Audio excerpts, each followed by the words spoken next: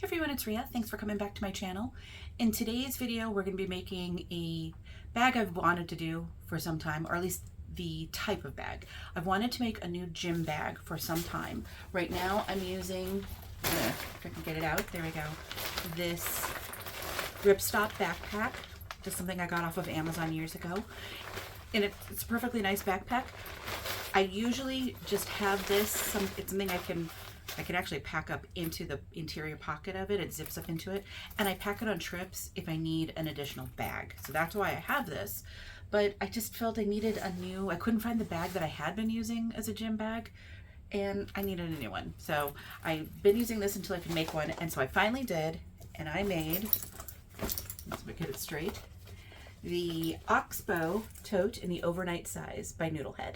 So first, thank you to Noodlehead for letting me use your patterns in my tutorials. Yeah, this, I love how this turned out.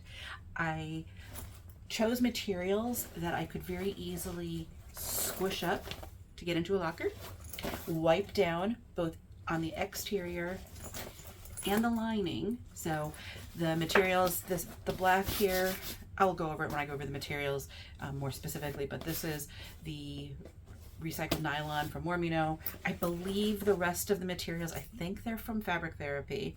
I know the lining is. I bought this some time ago. I think this was as well. I'm trying to be more intentional using the materials that I have on hand. So I pulled these out because I liked them. I liked the pattern at one point. And then some webbing from Mormino as well. I changed things up a little bit because of course I did. I changed the handles. The handles are usually 1 inch, and you sort of sew them to make it look like a faux rolled handle.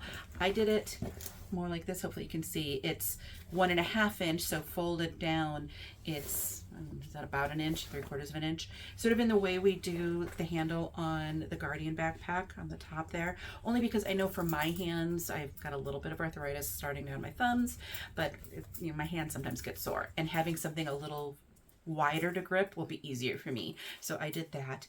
I did also, I mean, it comes with, the pattern has a divided slip pocket, which I added, as you can see, and I did use some vinyl. The vinyl is from, the vinyl is from the Emporium, and it's the same print, just in a different colorway as the exterior. But I added a zipper pocket as well, because for me, again, as a gym bag, I knew I wanted to have a place where I could put my lock, I could put my earbuds, my keys, things like that. I can put my phone over on this side.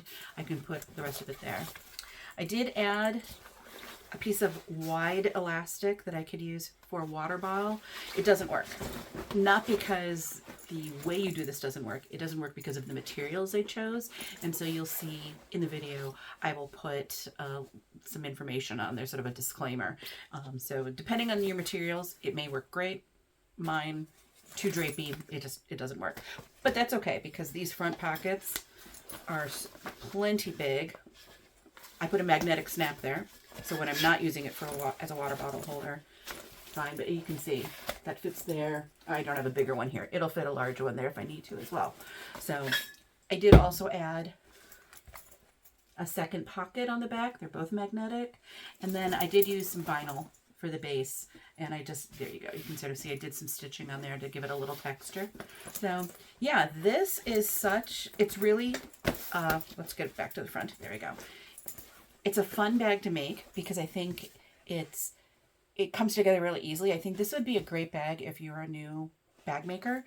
There's nothing on it that's tremendously challenging.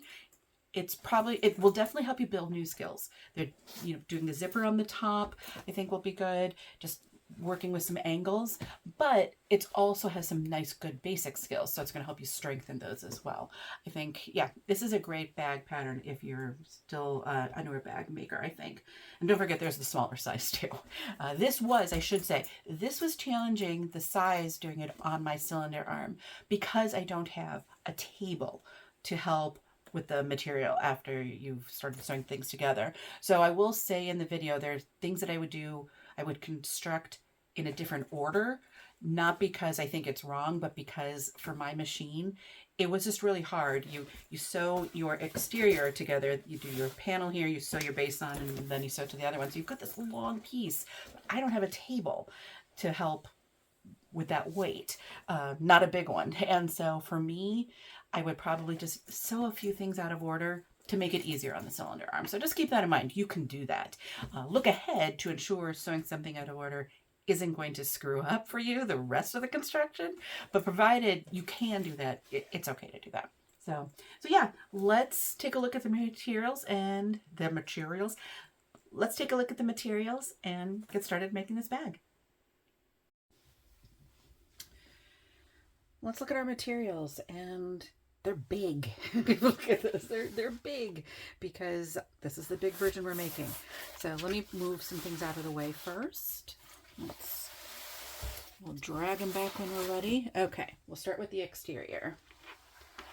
All right, you really do need, and even then, there we go. One, just a note, I have already made my strap. So as you can see, I did that. I've made straps on here a number of times.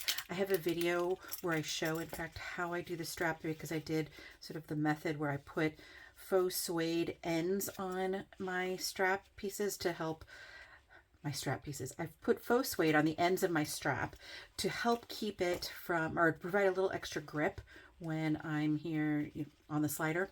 And so I will link to that. I just felt this is, I'm using a narrow slider, but even with the narrow slider, this is really soft, kind of smooth webbing, and it was still sliding more than I'd like. So I'll link to that video. Okay, so let's look at what we've got here. Let's move things out of the way a little bit. So you can see here, my main piece that I'm using, it's this, I think this is from Fabric Therapy. Maybe this is this Theratex? I'm not sure. I've had this for a while. I like this print. In fact, I have another colorway of this print in vinyl from the Emporium, which you're going to see I'm going to use in my lining. But yeah, I just thought, I'm going to use some of the materials I have. I think it's not quite 2020. I was going to say 2024. It's not quite 2026, but I'm already trying to now, as we approach 2026, use more of the materials I have. Yes, I will still order things. In fact, I have a pretty new print coming from Warmy now, but I've got to start using what I have on hand. So for me, I thought, I bought this because I liked it. I'm using it. I did, because I'm just so brilliant, cut one side out upside down. Woohoo! But we'll put that on the back.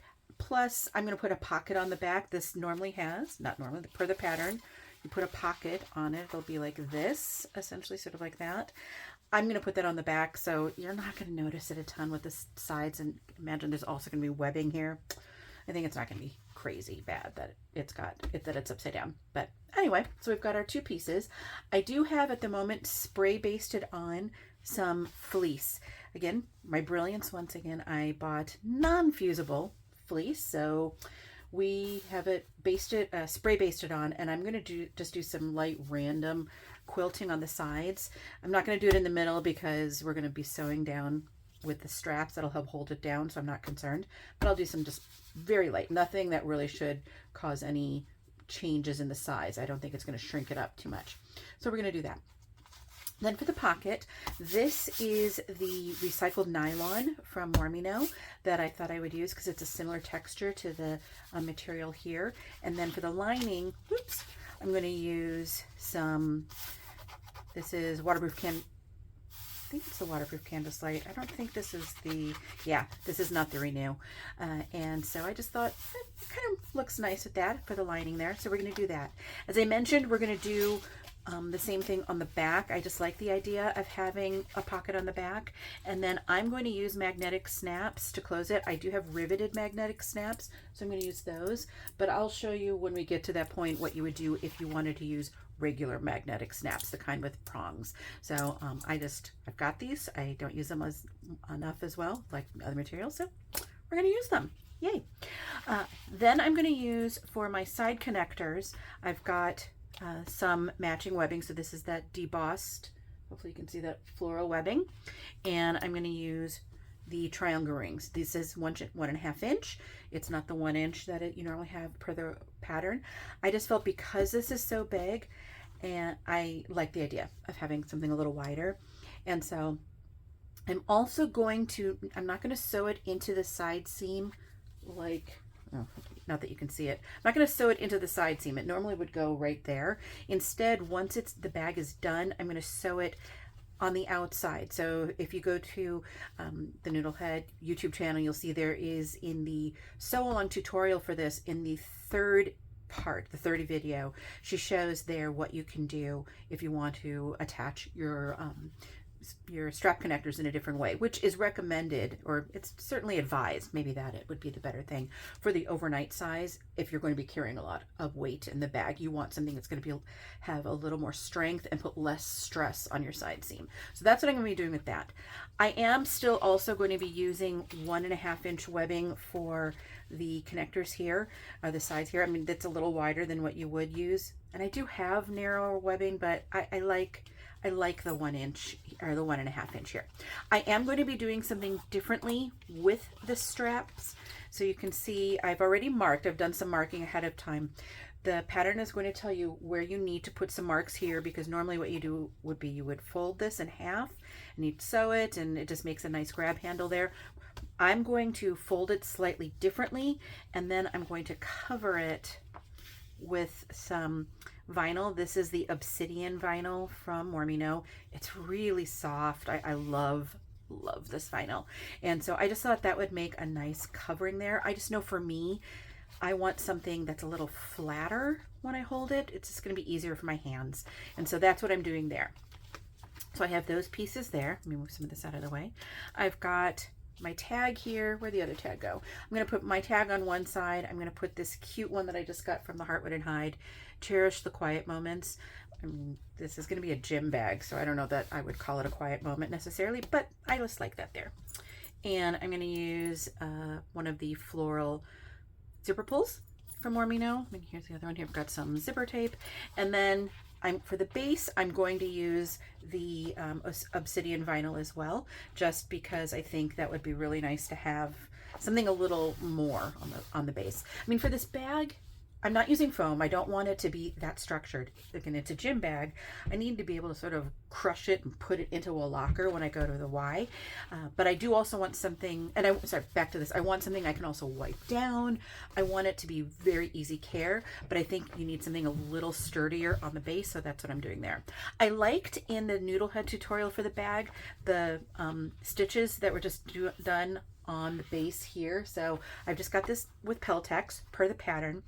I then just figured out sort of the distance I'd want. I screwed one up there, so it's the red line here that I'm going to be sewing. But just to give it some texture, I thought that would be nice here too. It'll be easier for me to see what I need to do here from this side, so I'm going to sew it from this side and rather than this side here. But yeah, so this is already prepped. The pattern will also tell you where you need to make some marks on the corners here, so I've already done that. It just helped me as I was doing it, and I also marked my centers. I snipped my centers here. I will snip these eventually as well. I want to wait till I sew this down. Even though I've marked it, it'll just be easier for me to snip it. So that's what I'm going to be doing there. Now, in the Noodlehead Facebook group, some people asked about potential modifications that you could make. Let me pull this over and sort of move this out of the way for a minute. Modifications you could make to the exterior for, let's see, there was one that wanted, someone wanted a zipper on the front instead of pocket. And someone also talked about, I think it sounded to me sort of like a trolley sleeve type of situation, but with a zipper in it. And so I'm not going to include those on there. I actually thought about doing the zipper on the back of mine, but with that material and the way I would make the zipper, I just don't know how clean it will look. I think if you use something, this is just waterproof, some scrap waterproof canvas. I think if you were to use, well, waterproof canvas would work well, but vinyl, cork, if you used quill cotton, any of those I think will actually do a pocket a little bit better than again, I'm not sure what the material in it is. It's a very smooth nylon. I just think that it doesn't crease as well. You're not going to press it. I just decided not to do it there. So instead, I cut a piece of waterproof, waterproof canvas, because I don't use it as often and I have a lot of it. This is the exact size of the exterior for the overnight version. I drew on just so that I would know where the marks would be for webbing if you're using 1-inch webbing. And I will show you what I would do if I were going to be putting in a zipper. So maybe I want to have a zipper right about here. I'm going to show you what I would do for that. And then I have another piece here, which I've actually already started to put some tape on it, and I have a zipper right here. What I would do if I wanted to make a trolley sleeve with a zipper in it as well. So I'm going to show you both of those things when we get to that point. So I'll do the front pocket, I'll do my back pocket, and then I'll get to this here. Okay, let's move some things out of the way. One sec. Okay. Now let's look at what we're going to have in the interior. So let me move some things out of the way here. So I've got this. See, I think this might have also been from Fabric Therapy. It's a smooth nylon. It's got some sheen to it. I don't know if you can see that. This is not, I know Mormino has now a recycled nylon, which is a really nice material. It's similar to this, but this is shinier. And again, I'm not sure how well, yeah, that's coming through. It's for me, it would be a little too shiny to put on the outside. I thought, well, you know what? We're going to put it on the inside. Again, it's another one where I didn't have much left. Might as well use it. So these are the two pieces here for the lining. So I've got my two lining pieces. I do also have, no, that's not it, my base already cut. And I put markings on it. I didn't need all of those, but figured it doesn't hurt. So I marked the base. Again, really what you need are the marks right here and right here. But I just marked all the way around. So I've got my base done. So the pattern calls for a pocket, which you would put right here. I'm using the same material. And so that you sort of have a distinction in color, I'm going to do it differently. It'll actually be like this. You'll sew first right sides together. So pretend this is right sides together. And you'll sew the sides. You won't sew this part here. Not when they're right sides together. You'll turn it. You can then base this if you want. But what I'm going to do is put, this is sort of the, not sort of, it is a different colorway of, and I'm pointing, you can't tell. The exterior is right there. It's another colorway of the exterior, and this is vinyl that I have from the Emporium. And so I'm just going to wrap that around. So it's going to be a trim. It'll help provide a little contrast between this and this, because those are the same. So I'm going to do that there. I'm going to have that pocket there. So that'll be on one side. On the other side, let me move this out of the way. I am changing this up a little bit because I do like the idea of a zipper pocket.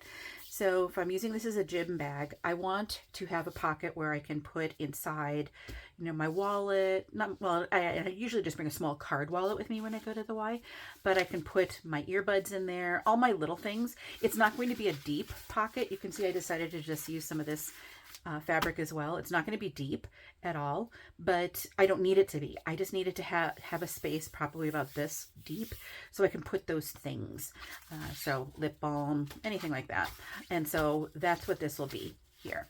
I haven't decided. I do also have a tag.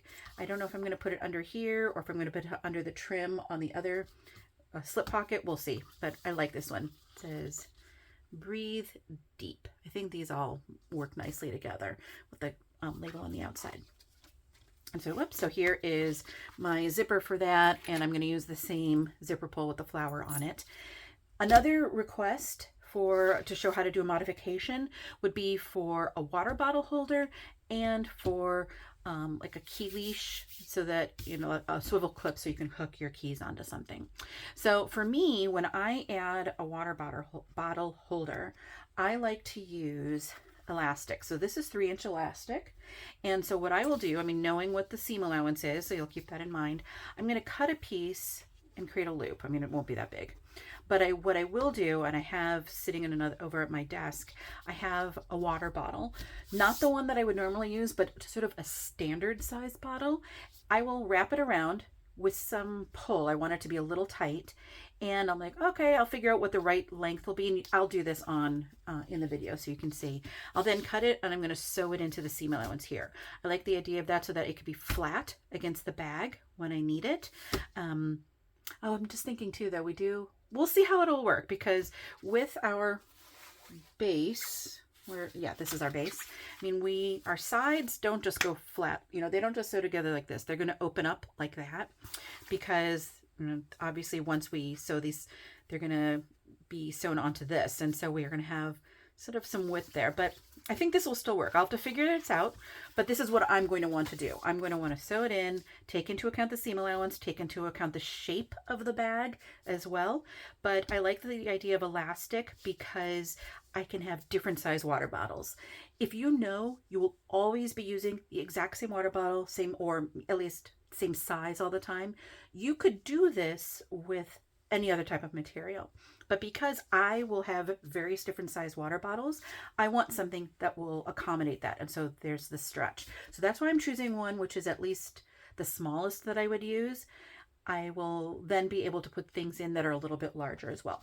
So I'll link to, I just got this on Amazon, and it's 3 inches. It's a nice width, I think, and it's wide enough to hold most bottles, depending on where you put it here as well, but without taking up a lot of space. So I have that. And then I do have a piece of webbing, 3/4 inch webbing, and a swivel clip here.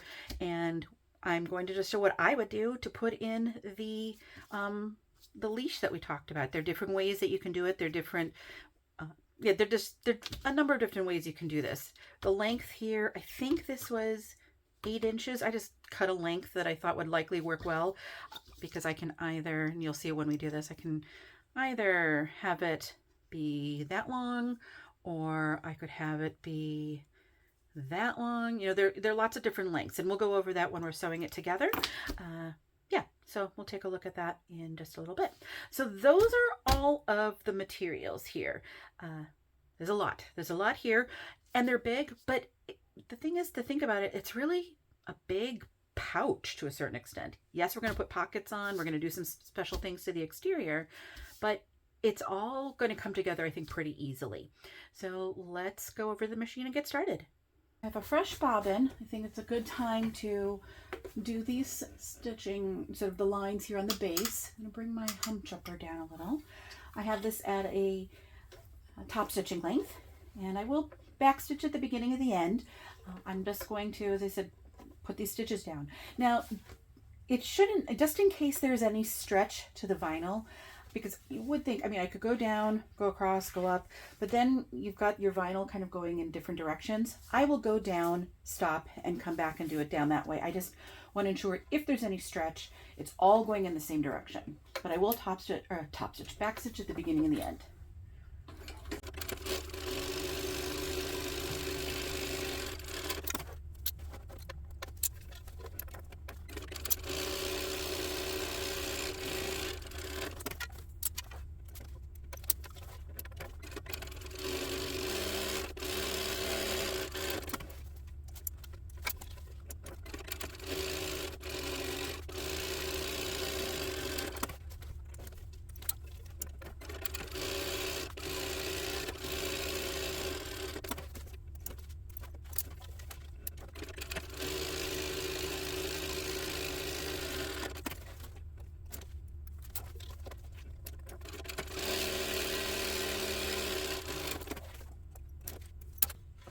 That looks pretty good. I had one row, which, because I know which one it is, I can see this one right here got a little narrower.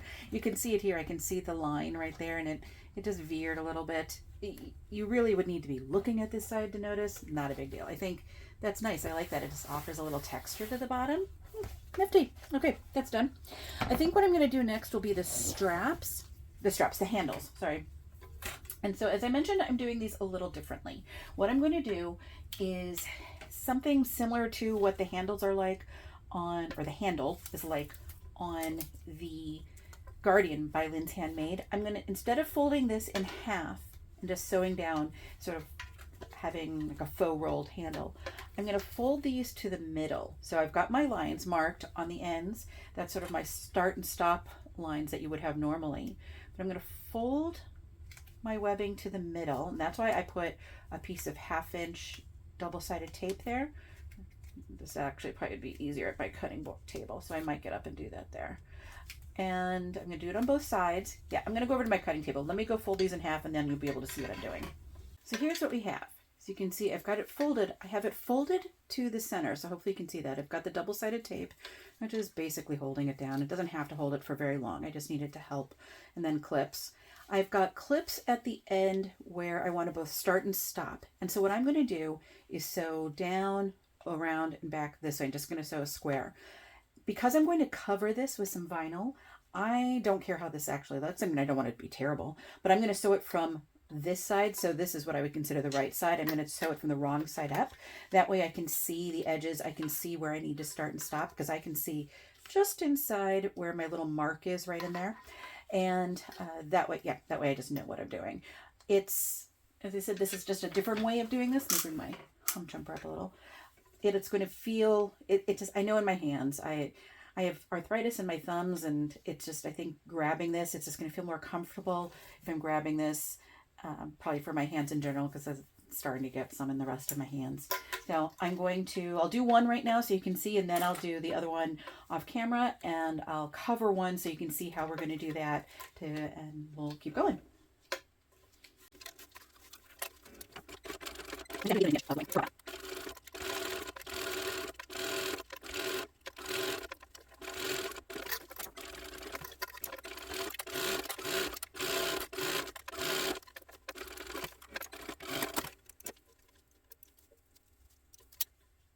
Probably ended up being more of a 1/4 of an inch, but that's fine, and can't see it anyway. I'm using black thread. So I mean, you could have it certainly just like this. You can see it's a nice looking folded strap end or handle there as well. But they said I think it'll feel nice to have that vinyl on it. So I'm going to do the other one off camera, and we'll come back when we're ready to put the overlay on it. So here is what it would look like when it's done. So as you can see, it just has a nice covered handle right there. As I said, I think that'll be comfortable to grab. So let me show you how I did that. Let me grab, whoops, my other one. So this one is all stitched down. This is the back side. Hopefully, okay, it's going to stay that way. And so I have a piece of vinyl here, that's the length that we, actually a smidgen longer from our marks that we had to put on there. And I just did it by 2 inches wide. I think that works for me here. And so I'm going to take the double-sided, I put 1/4 inch double-sided tape on both sides. So I'm going to take that off of one, and I've got it again wrong side up. I'm going to line this so that it is just a little past where the mark was. Because as I said, this is a smidgen wider. And I'm putting it, it's hard for me to see from here, I want to put it just below sort of that half mark. Remember, I folded my 2 pieces of webbing, my 2 sides of the webbing into the middle to about the half mark. I'm putting it just below that. Okay. Now I'm going to take the other side off. I'm going to fold it around, and I want to do a pretty tight fold. I mean, not, let's see, there we go. I want it to fold. It's actually sometimes easier to do it from this side then. I want it, okay. It's easier to do at your cutting table. There we go. I want to fold it, so I'm coming back to the back. I want it to be a pretty nice fold, so I'm going to make sure that the first side is not going to come off. Because when I want it to overlap, I want it to come close to the edge here. And I'm going to pull that tight. I want it to be a tight fit on that webbing. I mean, that means, you know, there's a little stretch to this, and that's okay. And I'm going to clip it as I go then. I'm just sort of holding it, bringing it up, bringing it up. I'm going to clip a little. Again, it's a little easier if you're doing it like at a table. But so that I can show you here. So I'm just still holding it up. I'm trying to make sure it's even pretty much all the way across as well. There we go. Okay. Oops. This one I managed to pull a little tighter than the other one, but it's still, I mean, it probably won't go straight to the edge, and you wouldn't want it. You don't want to see the edge from this side. And so what I decided to do to stitch this down is just do a 1/4 of an inch. It's going to definitely be far enough in that you're going to catch the raw edge, and it looks nice. I will do that from this side because I'm confident actually with how my bottom stitches look, but it's always best to sort of do it from the pretty side. And so I'm going to do it from the top. I'm just going to go and do a box a 1/4 of an inch from the edge.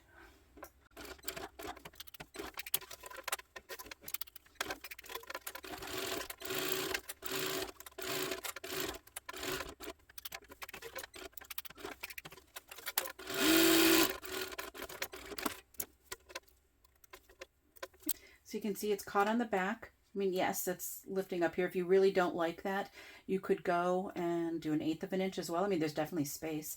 I'm fine with that. I'm fine that it has this little bit of lift right there. So our straps are done. Let's now do our pockets, our front pockets, and well, for me, front and back pocket. I am going to be putting tags on them. I'm going to do that after because I'll wait till I have a top stitch there. I'm also going to put my my riveted magnetic snaps there at that time too.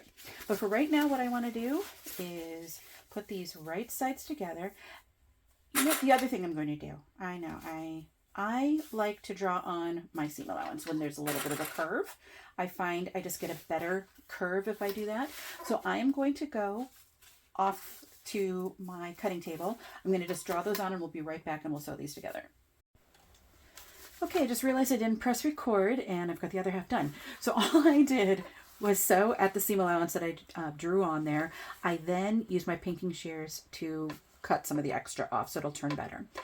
What I would also note is that if I were using vinyl or cork or just a stiffer material for this front pocket, I would probably cut notches into it deeper into this, more closer to this stitch line, not through the stitch line obviously, but closer to it so that it could do a better job turning. The pinking shears I think are fine when you've got a fairly lightweight fabric, quilt cotton, in this case the recycled nylon, it's fine then. But when you've got something stiffer, you want to have deeper notches. So now I'm going to turn it, and when there's a curve, I like to start at one side, sort of really push that seam out, and then I'll start clipping as I go along. And actually I'm going to start from the other side. I like to have the exterior forward. What I am going to do, and I'll go and look at the back eventually then, is I'm going to roll it slightly backwards. I think you can see it here. I'm rolling it so the lining is going slightly further back, simply because I don't want to see that poking up. And so it does mean it'll be longer. The lining will be longer at the bottom, and I'll trim that off. But I just like that you're not going to see that. So I'm going to go through and do that. I'm putting my hand underneath to help push that seam up first, and then I can sort of roll it back a little bit. And you can see my fingers are right at the seam. I'm really pushing it to ensure it's pushed out as much as I can. I can roll that seam a little bit as well, like this, and then roll it backwards a little.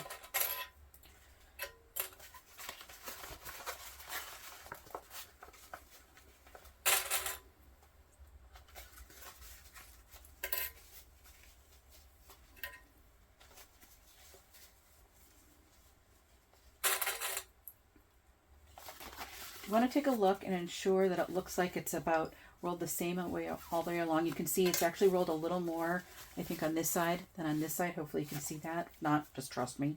And so I'm going to try to even that out. Yeah, that looks good. Okay, so now I'm going to bring this up to like a 5, and I'm going to top stitch.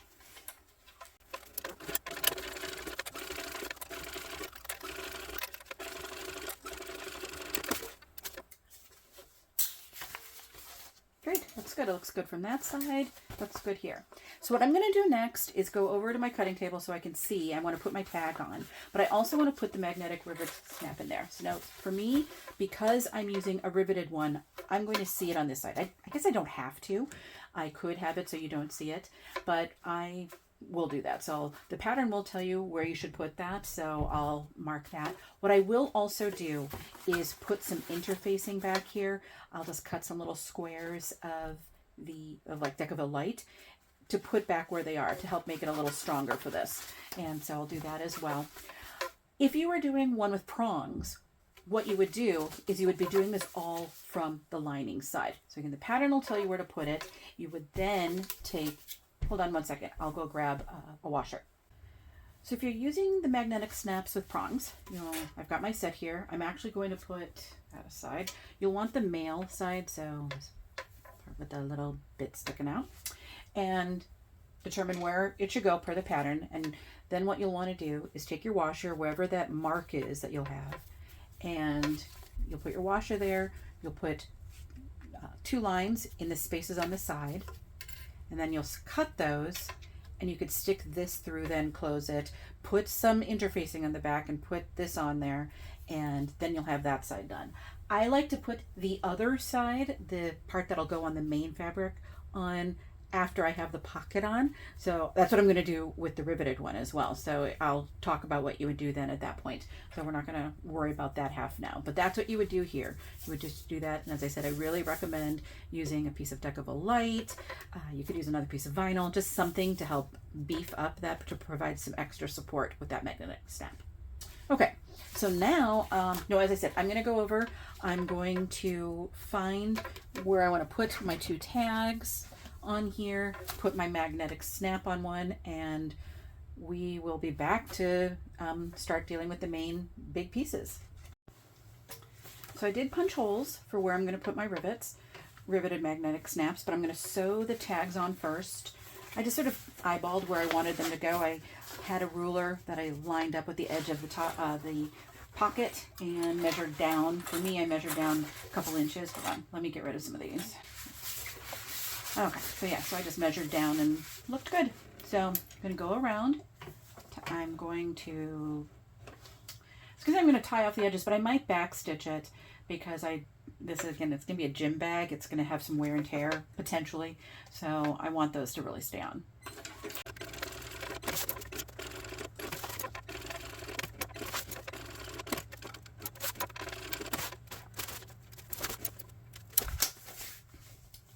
I did a profoundly crooked job there. So this will be the back. I'm going to sew my tag on. I switched it to gray. It's not the same shade as gray as the other, but I just felt they would look better together. And I do flip my lining out of the way. I don't want to stitch through my lining.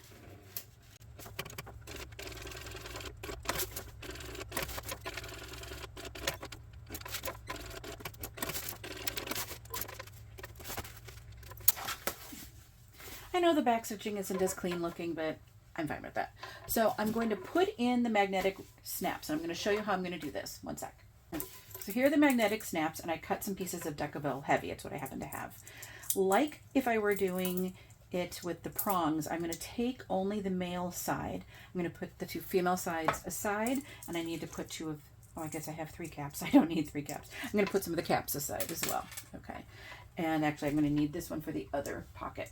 So what I'm going to do is I cut this so that there would be, you really only probably need 1 piece of interfacing in there. I just decided to put 2. So what I'm going to do is put this first through here. I'm going to put a piece of interfacing here. And just because I with rivets, I think part of it too is I feel like I need to bulk this up a little bit more than if I were using prongs. And so having 2 pieces of the Decaville Heavy there. Oh my gosh. So this goes on the inside. Let's talk about that first. Oh my. Sunday night. Have to go back to work tomorrow morning. Let's try this again. You want your magnetic snap to be on the inside. So start from your lining. I also just sort of eyeballed where this went. When I decide where to put it, be it with a rivet or a normal one, I'll sort of figure out, where approximately would I like that? Put my dot, and then I put the snap there to see how close is it to the top, because you obviously don't want it too high. And so I thought, for me, I put it 3/4 of an inch down. That's just where I decided to do it. Okay. So as I was doing, I'm going to put 2 of these on just to help bulk it up. And then I will push it through to the front. And then I'll put the cap on. And so you do have to have special dies for this to set these, which I do. So let me do the other one. So let me grab those.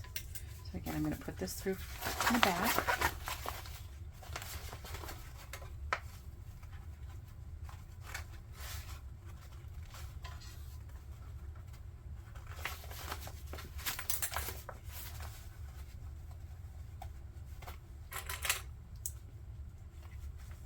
Okay, so I'm going to go set these, and we'll be able to put this onto the main panel. Well, I am clearly having issues with my phone and camera and pressing record tonight. So I just quilted this one side. It's just very random. As you can see, here's what it looks like on the other side. It's really just to keep the fleece down because it's not as a fusible fleece. So I'm going to do the other side now so you can see how I do this. I'm going to pull this over. Okay. It's truly random. I just start in one spot and just go around and do some circles. I don't have to do a lot in the middle, although I likely will because I need to get from one side to the other. But it's really on the sides and the top where I need to have it stitched down.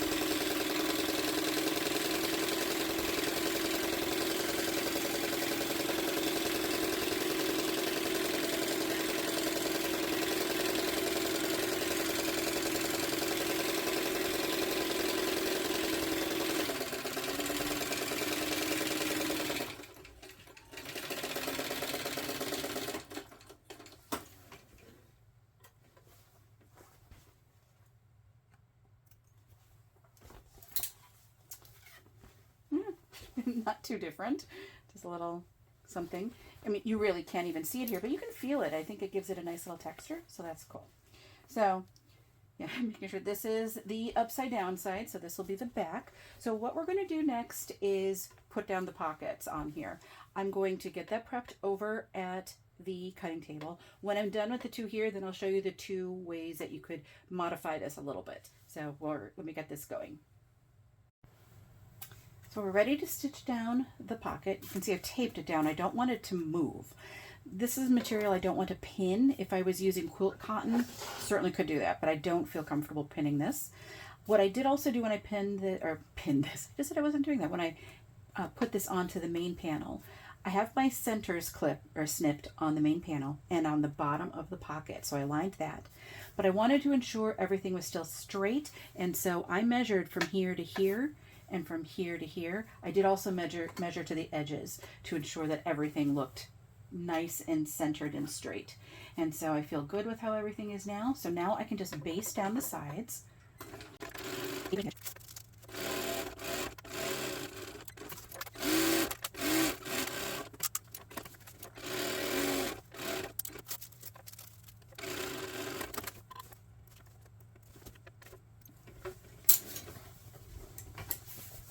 See our pockets there now. I'm going to do the other side. If you were using materials that you were concerned might be stretching either for the pocket or the main panel, what I would recommend you do is you start in the middle, go across and up, and then come back, start in the middle, go across and up. I wasn't concerned about this. I had it taped down as well, so it wasn't going to shift a lot, so I was okay with that. So the next thing I want to do before I put on the straps, I think, is I'm going to finish my magnetic, put on the other side of the magnetic snap. So let me grab a pen. What I'm going to do is just put a little bit of my silver marking pen right there, and I'm going to press it down. And I should be able to see, yep, it left a little mark. Let me take it off of that. It left a little mark right here, and I wiped it off of there. And that's where I need to punch my hole, is right there. I then can put in the rivet. It would be the same thing if you were using the prongs. You would come here, you would then use the washer.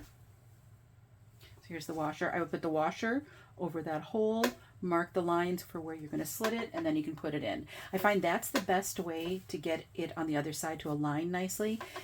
Measurements are usually, they're usually right if you have done everything perfectly, but let's say something is just slightly off, then you're probably going to, it'll be off, and so you'll need to redo it. So this is, as I said, what I do to ensure that my snaps line up properly. So I'm going to do that for both, get that set, and then I'm going to put down the straps. Okay, time to sew down the straps for handles. So the pattern will have you mark at the bottom and the top where the inner part of the webbing, or whatever, if you're making your strap, it would be as well, your handle, but that's where you want to align it. So I've got those marked there. I have little marks on the top as well, and so you just have it lie there. Now, depending on your material, you could pin it, as it mentions in the pattern. I just use double-sided tape to help hold it down. At the top, I've got this painter's tape, not to hold it down. I mean, it does. You can see I also have it clipped, but it marks how high up we want to stitch, because it recommends how far down from the top you should stitch across. And so that's what I just put that there. I know I need to go up to that line, go across, and come back down. And I did that on both. So I am going to just start stitching this down.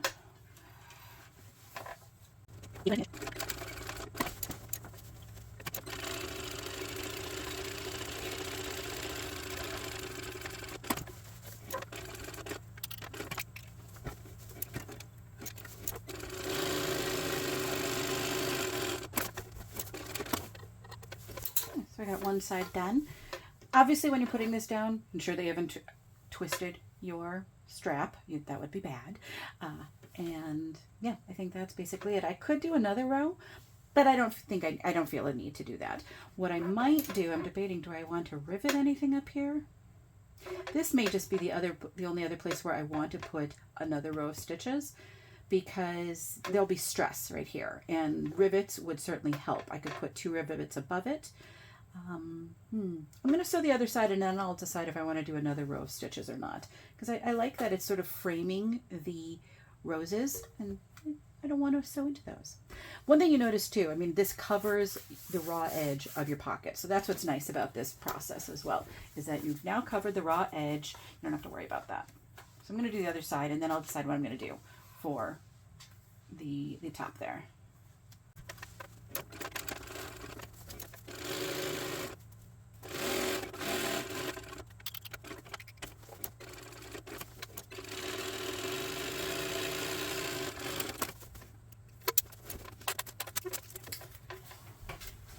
There we go. That's how that looks. I think that looks nice. It's looking good. I think I am just going to do another row of stitches right above it, or maybe right below it. Right below it. I don't want to make it any higher. I'm going to do it right below it, just straight across, because I want it to be strong right there. As I said, there's going to be stress there. What I might do even, debating, I could put it low enough where if I decide to put a rivet there, I could. No, I'm just going to do it about 1/8 of an inch, maybe 1/4 of an inch below. And in fact, see if I can get it into one of those side seams that I just did, or style. There we go. Start it right in the side.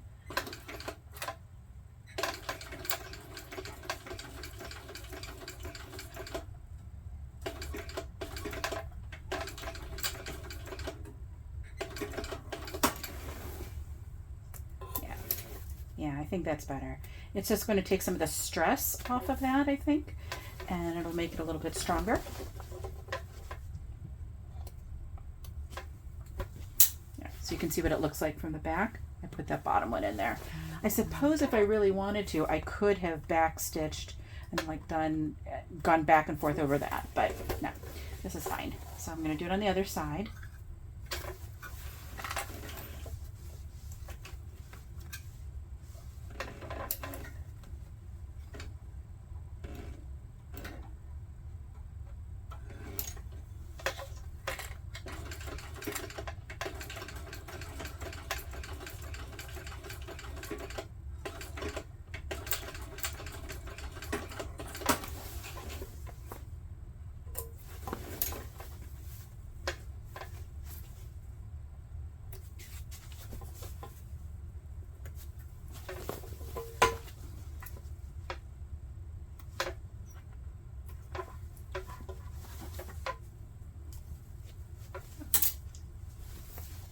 There we go. I think it looks pretty good. I'm going to do the other one off camera, and then we'll come back and look at some different ways that you can modify this if you wanted to. The two panels are done. So you can see there's one. There's the other. I think those look nice. And I like having a pocket on both sides. We normally could just put the base bat on right now, but I'm going to set those aside. And let's talk about if you wanted to make some modifications. So as I mentioned, there were a couple of people in the Facebook group who talked about some modifications, looking for a pen. I really should have something around here. Okay, so let's take a look first at the trolley sleeve. I'm going to be doing this without a lining. You would do a lining, obviously likely have a lining for this as well. Just to demonstrate for this, I'm not going to use one. So I've got a long piece of material, so you can see. It really will depend on how big of a sleeve you want it. I mean, if you think once we sew this, we're going to put a zipper there, it's going to be about that big. I mean, let's see, how long is that?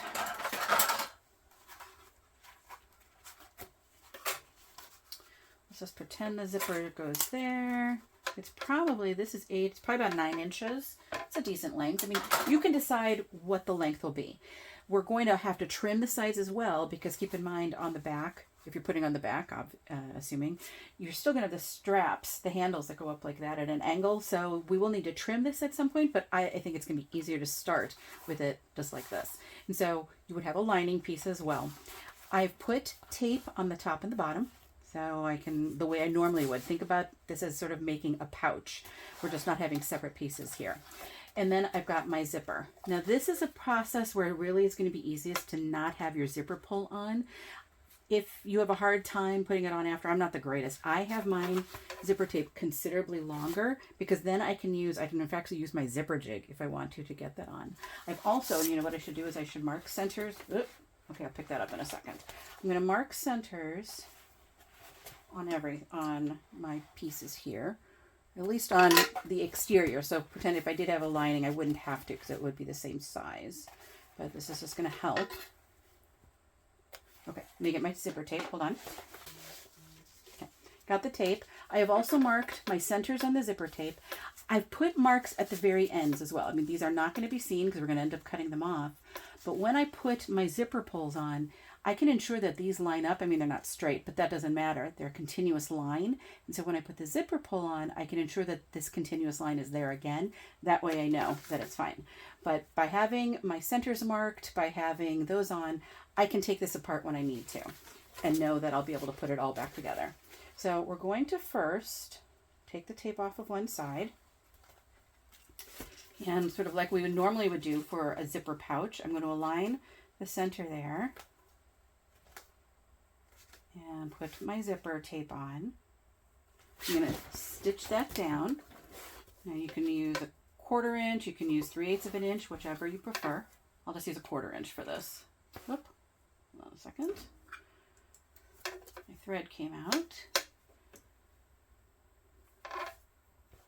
There we go. Okay, so I'm just going to do a 1/4 of an inch.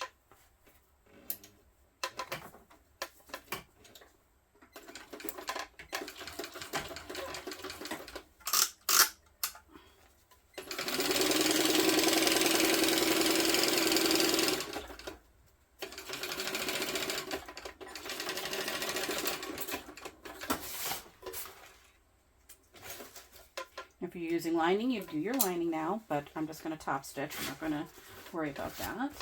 And I'm not going to change my stitch length or anything. I just want to demonstrate what this would be. So I'm going to top stitch.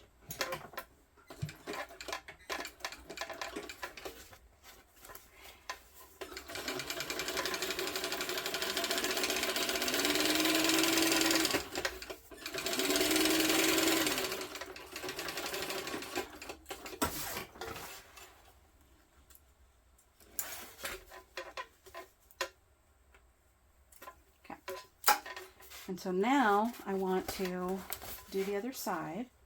And this is where it can get sort of tricky. Don't worry about it yet. So just align those centers like we did before. That's why the center marks are important.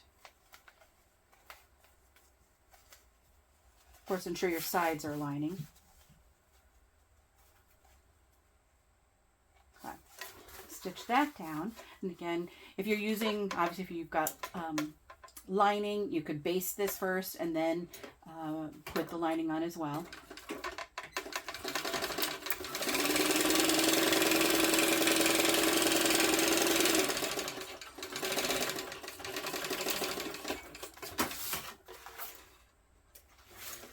Now top stitching is the interesting part then. How do you top stitch this when you can't open it? And that's when I'm going to open this up now. I'm going to open that up. Got all our marks, so we should be fine. I'm going to top stitch this down. And I know with pouches often we're like, oh, do we top stitch the lining? It's perfectly okay to top stitch the lining. We don't have any corners that we're poking out. In fact, you have to top stitch the lining. So just go through and it's okay.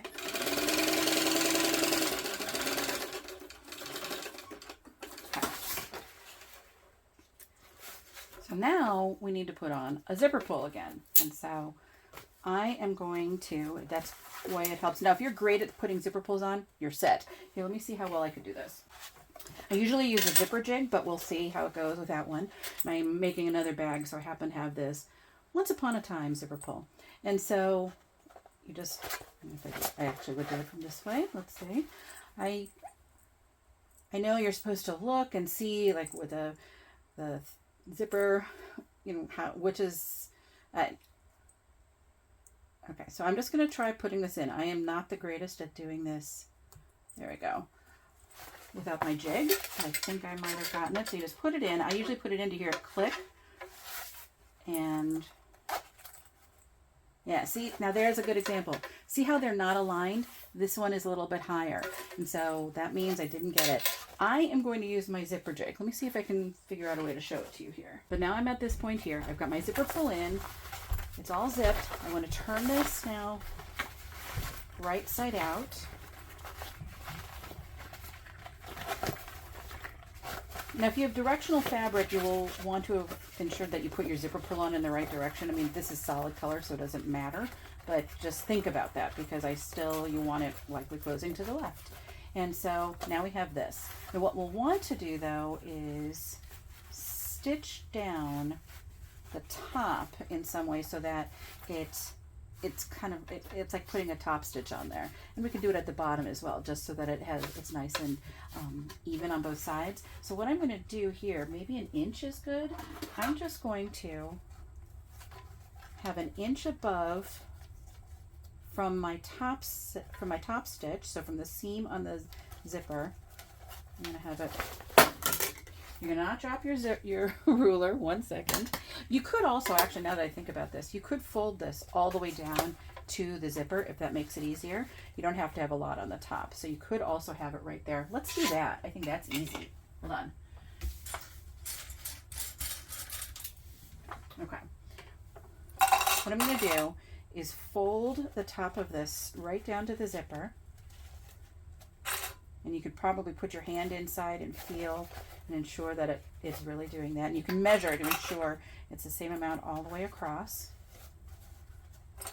If you didn't want that, if you wanted to have a little more on top, you could, as I said, you could measure, maybe have an inch from the seam to the top of whatever you'd want. But I'm just going to do this. Okay. I'm going to sort of press this, even that out down there. And so what I'm going to do first is top stitch here. I need this to be closed so that we need the zipper to stay in place. We need it to stay at the top. So I'm going to do 1/8 of an inch from the edge.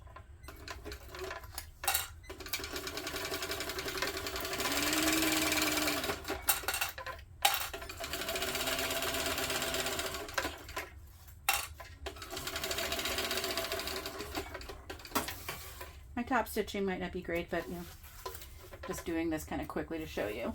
And I'm going to also top stitch the bottom just to have it be even across, so it sort of matches. Symmetrical, that's the word.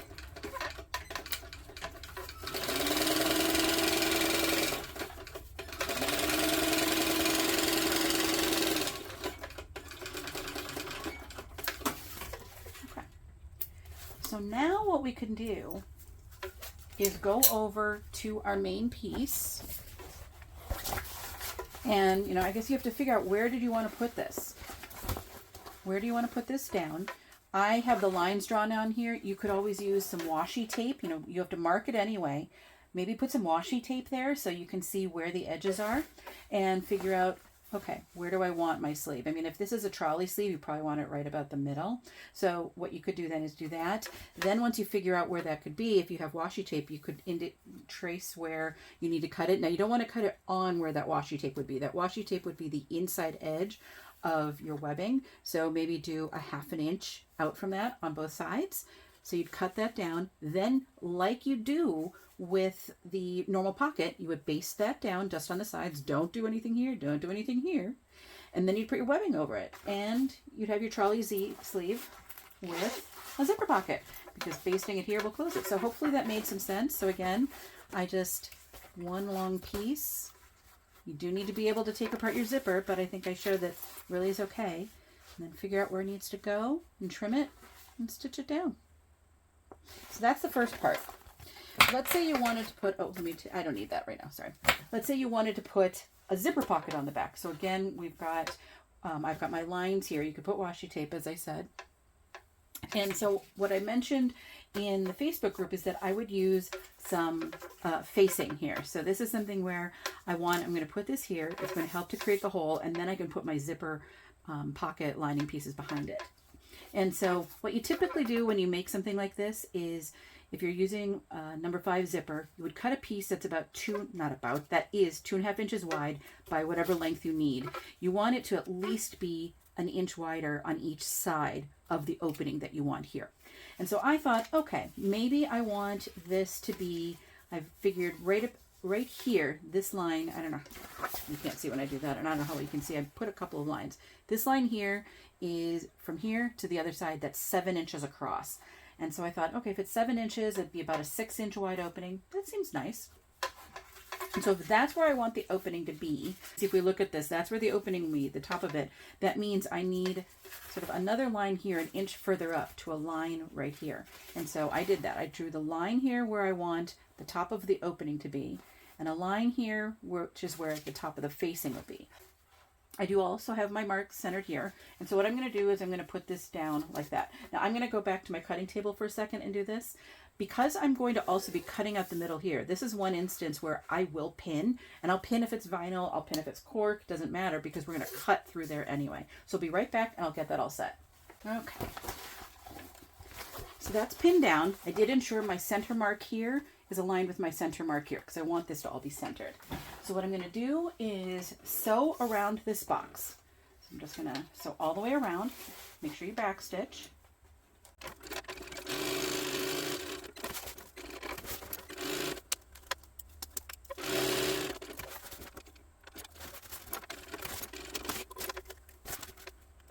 So now what I can do is just cut that, not completely out. We're not actually cutting it out. It's not like there's an overlay, but I want to start in the middle. If you need to or like to draw the lines, this is where you might draw a line down the middle, and then you draw sort of like a V at that end and a V at this end. I'm just going to cut down the middle. So I started it there. I'm going to cut to, I don't know, maybe 1/2 inch, 3/8 of an inch from the edge. And then I'm going to cut into the corner. I don't want to cut my stitches, but I do want to go as close to that corner as I can. The closer you can get without cutting your stitches, the better this pocket will look.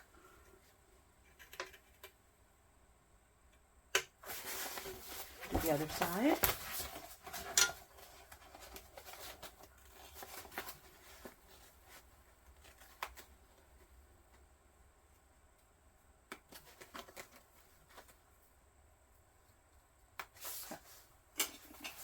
And so now what we want to do is push the facing through. Now I like to crease it first all around. I think it helps when I push it through.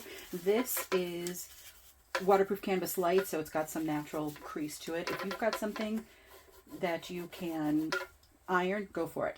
And I'm sorry, I realized I failed to mention, I put this right sides together, so the facing on the right side of the main panel. And I'm going to poke this through.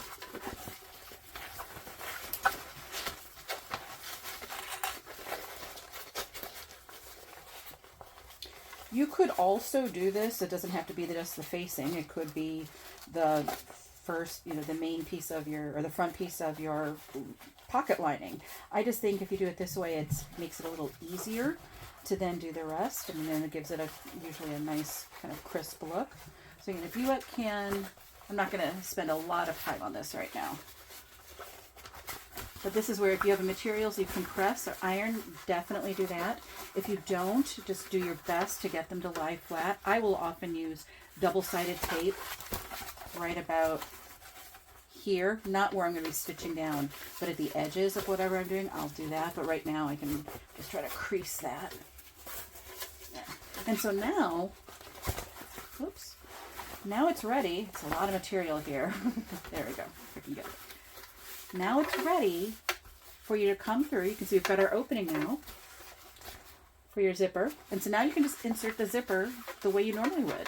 So you can have your two lining pieces, your zipper tape, your zipper pull, and you can put it on. I do have a video where I talk about different types of zipper pockets, so I'll link to that so you can see if you need some help with the rest of it. But that's what I would do if I wanted to have a zipper pocket on my back panel, or my front or back, it doesn't matter. Again, these lines here represent where the webbing would be itself. Here, I happen to have some washi tape right here. So it's not, this is something where you don't want it obviously underneath, but you can sort of see how this would look. Put that there, and put it on the other side.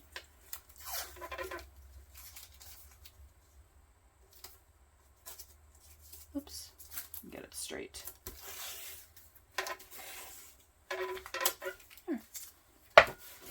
Now I think you can see that's how your pocket would be. You of course can decide how high up it will be or how far down.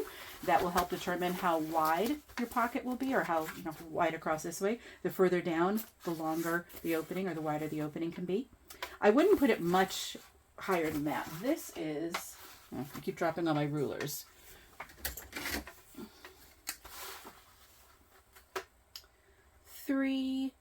About 3.5 inches down. So I don't know that I'd go further down than that. I think it would look it'd look too high. I think this is probably the highest I would go. But yeah, that's how I would do that. So hopefully this would help. I'm going to go on now with keep putting together the rest of the bag.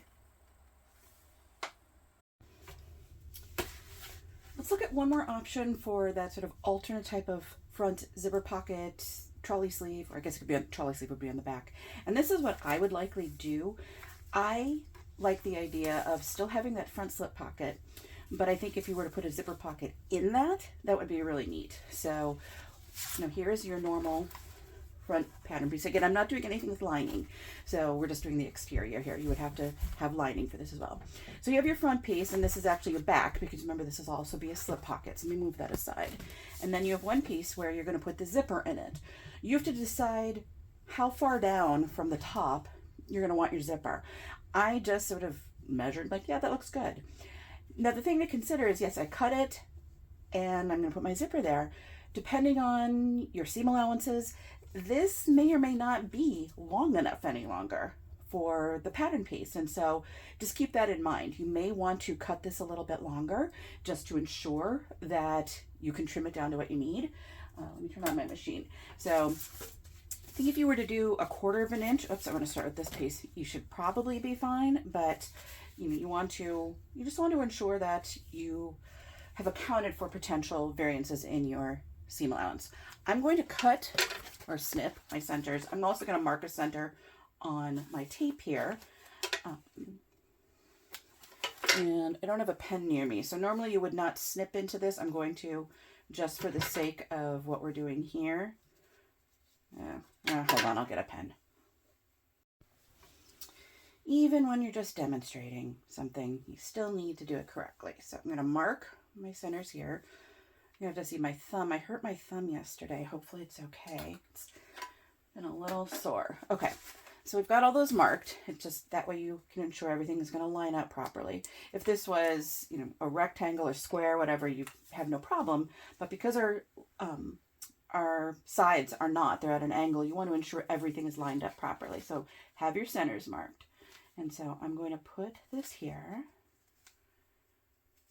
Now I usually do a 3/8 inch seam allowance. And as I said, I think if you did a quarter, you probably would be okay. But let's just see what happens when you do a 3/8 inch to sort of demonstrate that. Let me get my thread longer. Oh, I'm going to change that bobbin. You can hear it. Okay. I'm going to do it from this side. I can just get a little bit closer if I do it right here. Okay. So, here we go.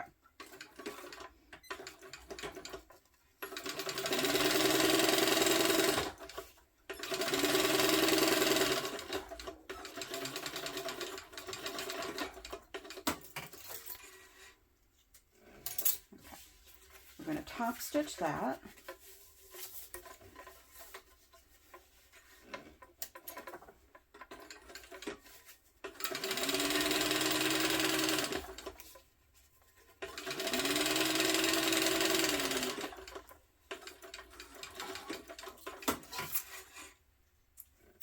Now let's do the bottom. Obviously we'd probably be snipping your threads, but we're just demonstrating this. I'm not too worried.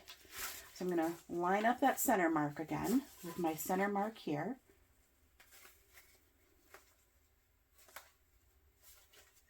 See, and this is why I think it's easy. I mean, to do it that way. Yes, I can see right here they're just about lined up, but if you have that center mark, you know you've got it in the right spot.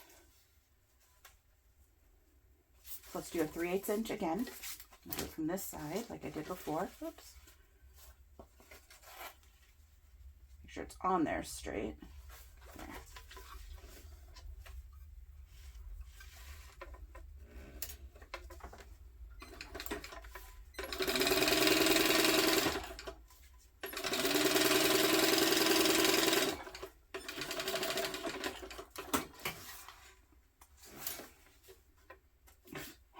Habit. Okay, let's top stitch this down. Maybe. There we go.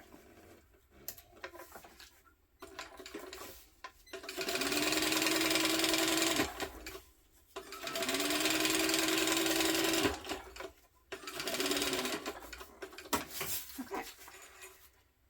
Now let's see how this compares to our actual pattern piece. So this would have been the back exterior.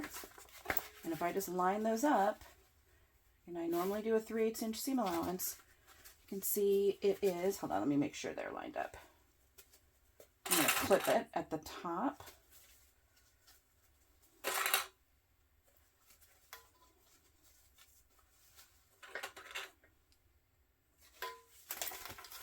I think you can see it's just a little bit shorter.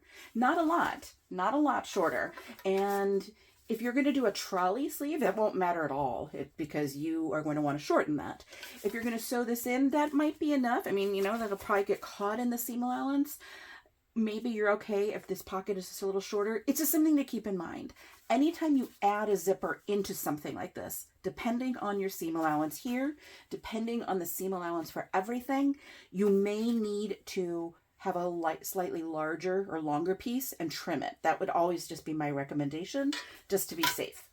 In this case, if I were doing this now, I wouldn't care. I wouldn't care too much based on the seam allowances in the pattern generally. I think it'd be okay. So if you're going to do this just as a front zipper pocket or front slip pocket with a zipper, you're not doing a trolley sleeve or anything. You could put your zipper on now. And then, I mean, obviously, I just did the exteriors here, but you would add your interior, your lining pieces the way you would normally with any pocket there. So that would be a nice, easy way. Leave your zipper tape a little long so that it goes into the side area where the straps are going to cover it.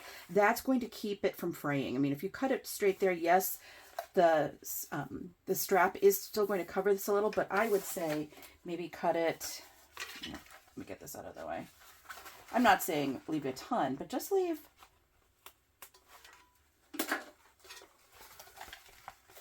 a little extra like that, just a little bit more. I don't know, I think that just would be my recommendation, to leave a little there. Now, if you're going to do this as a trolley sleeve, you know, you would then do all your pieces, sew it together, right sides together. You just have to decide at what height do you want your trolley sleeve to be. And then you could cut that off, sew it together, and you're good to go. But I think this is a really spiffy looking pocket. So if I were to add an exterior zipper pocket to mine, this is the type that I would be doing there. I'm probably going to do this for the trolley sleeve too. I think it looks pretty nice. The difference will be, of course, you will see a seam at the top, not a huge deal, whereas the other version I did, which I don't have right in front of me, I sort of wrapped things around so you don't see a top seam, you don't see a bottom seam. That's just one way of doing it there. So those are your different ways of doing external zipper pockets. Either directly on the panel as part of a slip pocket, and if you wanted to make that into a trolley sleeve. Okay, let's get back to my bag. I'm gonna make a new bobbin and then we'll keep going. Sorry about that, forgot to hit record, but all I did was sew across the bottom again. The pattern doesn't have you top stitch. I mean, I suppose you could if you wanted to. I'm not going to, I don't know that it's necessary.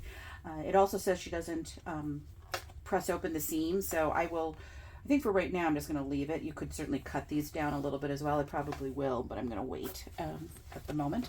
Let's do the other side. So I have my bottom snipped here, but I have, so big, I have it just marked on the main part of the base, on the base. So I'm going to clip these across.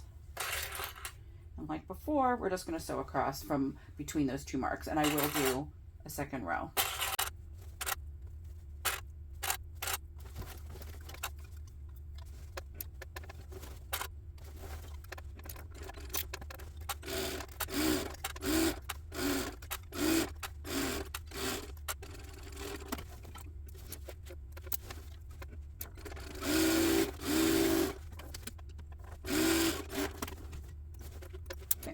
So we're not going to sew the sides together right now because this is something which closes at the very top with the zipper. So we need to finish putting it together with the lining, and then we'll sew the sides together sort of the way you would a pouch. But yeah, there we go.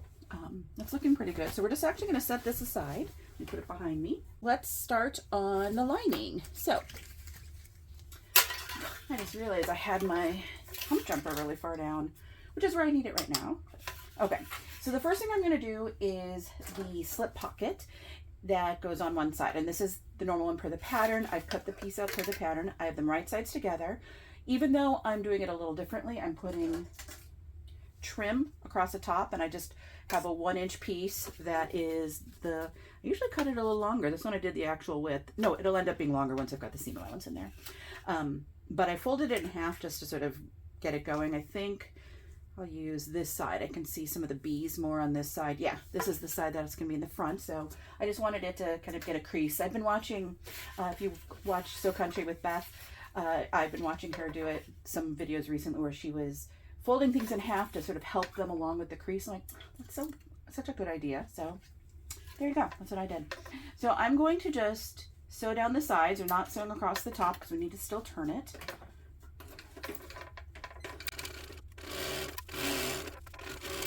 This material, just with this, is a little thin for my machine. I have to sort of help it along. I do have now another machine I can use. I just don't have it set yet to start using it, but I will be able to do thinner materials. I just actually have two little not basic machines, more basic. Domestic, that's the word, domestic. I have two other sewing machines that I can use. I just have to get things set up here in my sewing room so I can.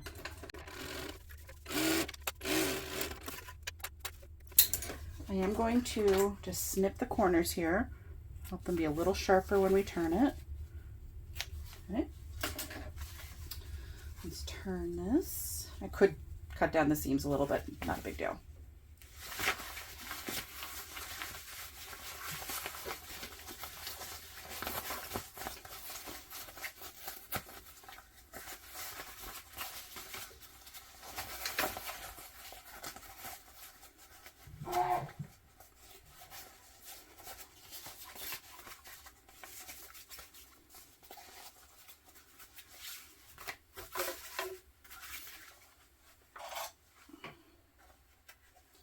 Now you normally sew this right into the bottom seam of the bag.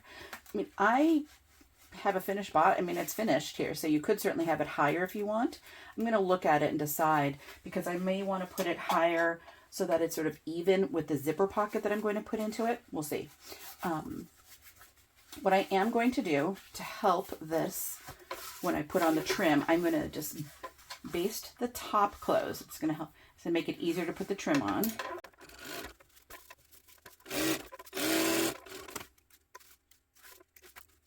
So I'm going to go over to my cutting table because I need to be able to look down.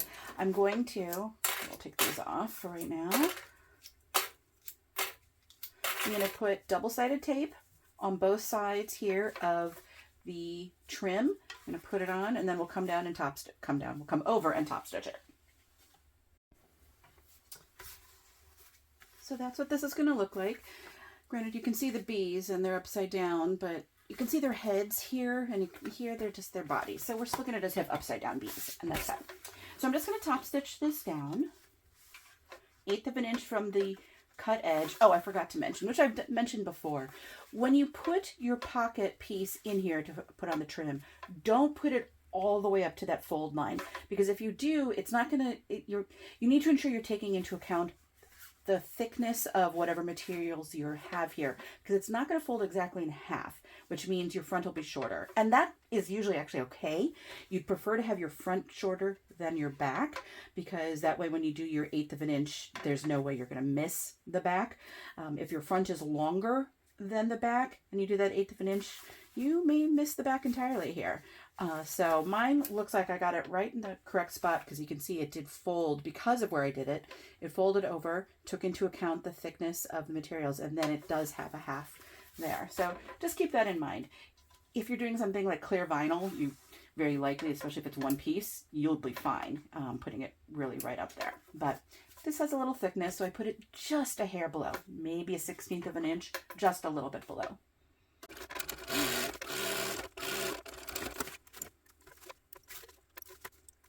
And you can always make your top stitch a little bit wider, like I did here, just to be certain that you caught it in the back. And as you can see, it looks fine in the back. Okay, let's just trim down the sides. And so now, I'm going to go take my main piece. I'm going to put it on. So again, normally you put it on at the bottom, but here, let me pull out my other piece so you can see, because I've got it prepped. I'll be doing this in a minute. Here is the zipper pocket. So if I were to put this all the way to the bottom, I mean, it's just, I sometimes like to have these at about the same height, and so I might move it up. I think that might also be nice too, given how big this bag is, to have the pocket a little further up. So you can decide, obviously, where you want to put it. If it's not going to be sewn into the bottom, just to ensure you've got a nice finished base to it. You can see right there. So I think I'm going to probably do this. So what I need to go do is I think I did 3 inches down here. Well, validate that, so I'll tell you then too. I'm going to put it so this is at the same height. I like that idea. I like it being symmetrical. So I'll be right back, and we will sew this down to this pocket. Ugh, just got a drop of oil on there. We'll get that off too. Okay, got it down. I do have double-sided tape on the other side, just 1/8 inch right along the edges here of the pocket. It's so slick. I just want to ensure things don't move around, so I taped it down, as you can see, with painter's tape. This is another example where it could start in the middle, go up, start in the middle, go up. This is just for me. I think it'll be fine. I see. Try to be careful. I've got a lot of oil coming out for some reason right now. Hopefully that does not stain too much. So I am just going to do an 1/8 of an inch all the way around. Now, one thing you can do as well, if you want to put rivets in, you can leave a little space right at the top corner of these. And if you divide it, which I will, maybe here, if you want to put rivets in. I'm not concerned about that, so I'm not going to do that. I'll just stitch all the way around, but that means I am going to back stitch well.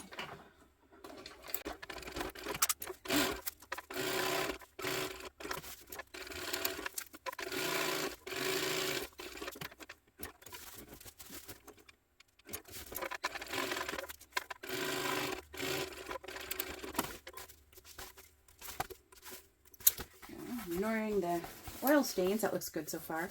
I'm going to go mark a line down the center. Now this is so slick. I may just actually use some painter's tape so that I know where to put it, because it's anything that I draw on here will probably come off. I don't know. I I don't know that I want to use even one of my my silver marking pens, not my oil pens, my silver marking pen. I'm just afraid it'll smudge a little too much. So I'm going to use some painter's tape. I've got my centers marked on the top and bottom, so I can just put a strip down, and that way I'll know where the row is. So we'll be right back and you'll see what I'm going to do. There we go. I'm trying to hold it carefully. I don't want it to come undone. I have painter's tape in different widths. This is 1/2 inch, I think. What is this? Let me see. I can just show you. I've got, yeah, this must be 1/4 inch. I just thought, I haven't used it or used it successfully yet. Thought something like this might be helpful when I do some edge painting, because you could sort of tape it off. So I bought some of that. You can just get it on Amazon. You can just search for it. So I've marked it. If you're looking at it, it'll be the left side here. That is the center mark. So I will go up that, and I will take the tape off once I'm at the top, and I'm going to come back down right next to it, but on the right side of it. Yeah. Once I get my thread, there we go. So I'm going to top stitch well at the bottom and the top, and I'll start in that bottom seam so it just looks nice and even.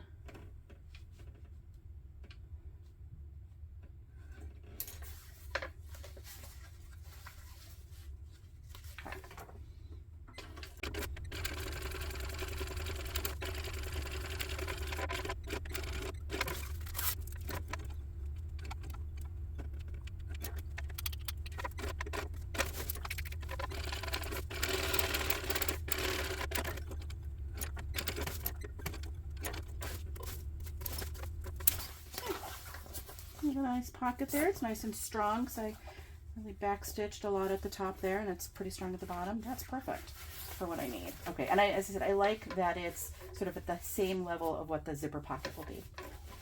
So now I'm going to add something right back that's not part of the pattern. I'm going to actually, first I'll show something. I'm not going to add it myself, but I will show how to do one thing. So one of the questions somebody had in the Facebook group was adding like a key ring or key leash to the bag. And so if this bag had like a top trim right here, you get a contrasting piece, it'd be super easy to just sew that right into that seam. That is how I would recommend doing it for most bags. I wouldn't want to put this in the seam here because that's where the zipper will be, and that'd be really clunky at your zipper. So you have options.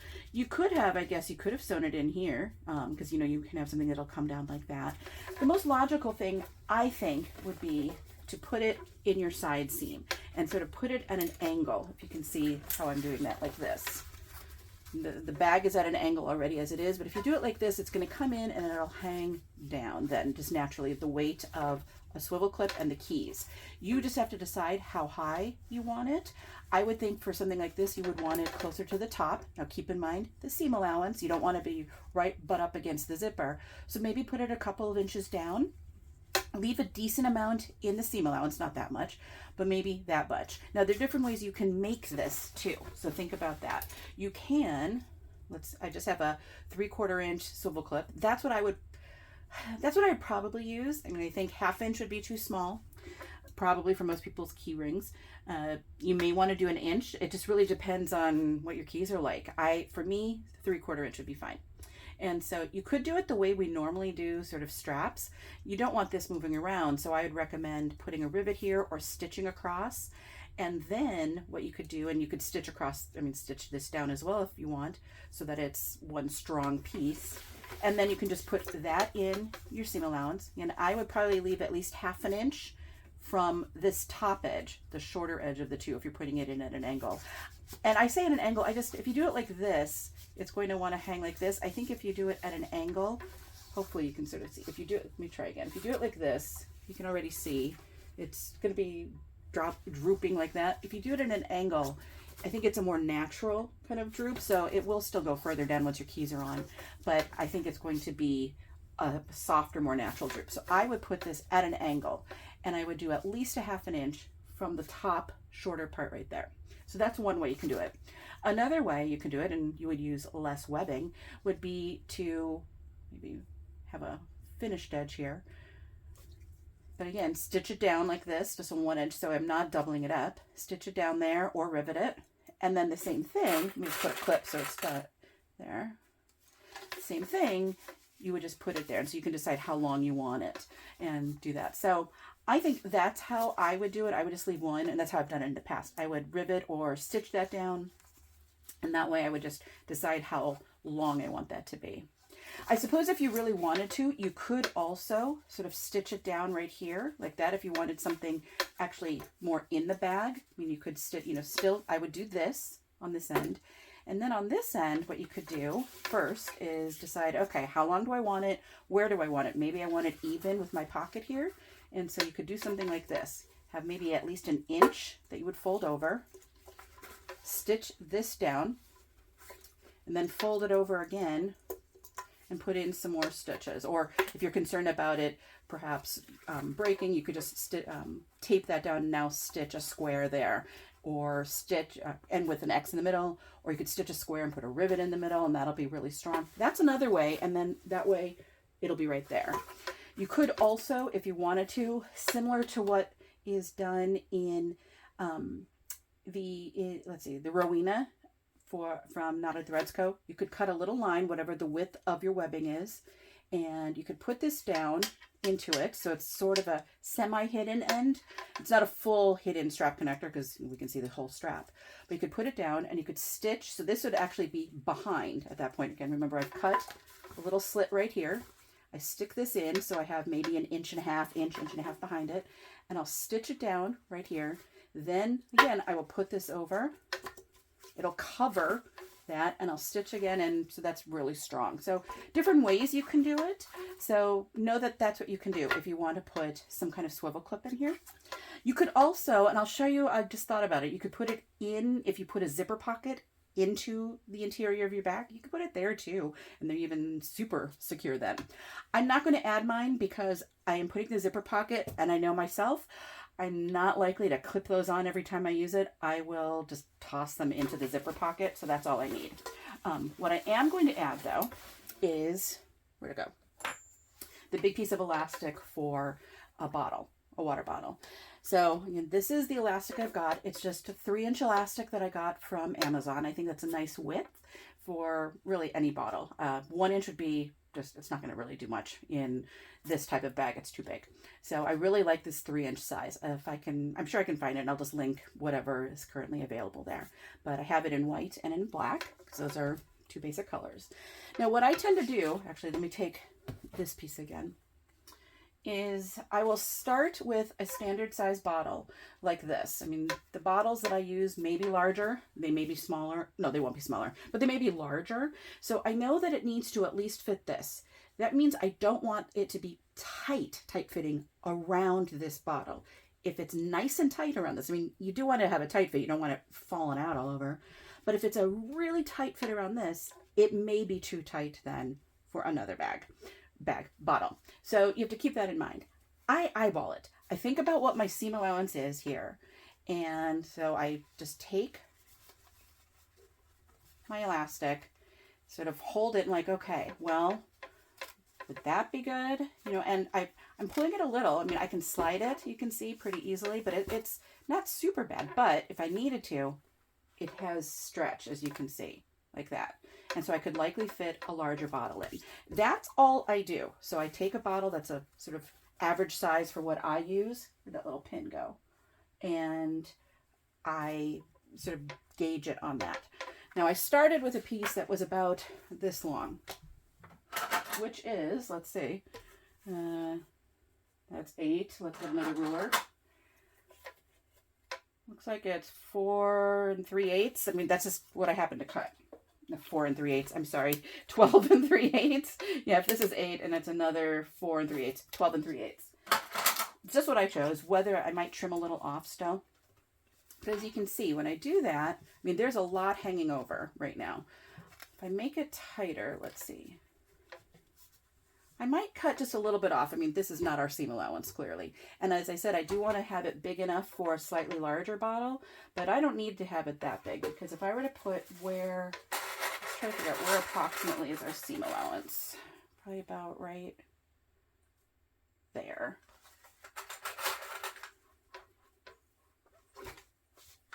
Let's turn this way. Okay. About even, yeah. So if that is approximately our seam allowance, yeah, you can see that's way too big. I mean, even if I had something this size. So I'm going to trim a little off of this. Maybe, I don't know, half an inch. I don't know. I'm just going to eyeball it. I really am just eyeballing it. Now let's see. It feels better. Let's put the clips on.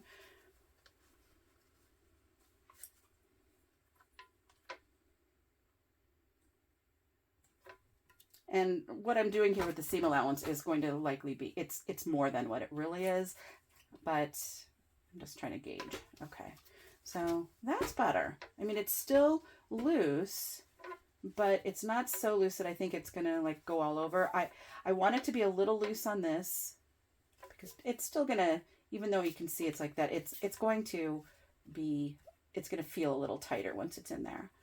I think I might do that. I might trim just a little bit more off, just a hair, like 1/4 of an inch more. And I think that'll be good. So let me quickly do that and then we will sew it in.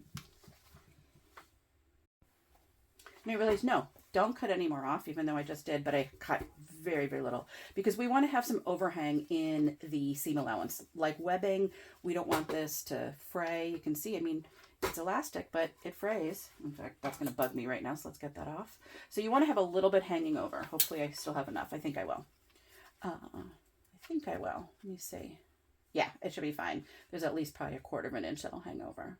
So now we have to figure out, where does it need to go? This is probably a harder part because you keep thinking, oh, well, maybe I'll put it here. Well, you want the bottle to be on the bottom of your bag, obviously. So this is something I will go over to my cutting table to do, and because I want to be able to stand it up. But what I typically do is I will just go like this. I'm going to stand this up. I'm going to sort of stand this up.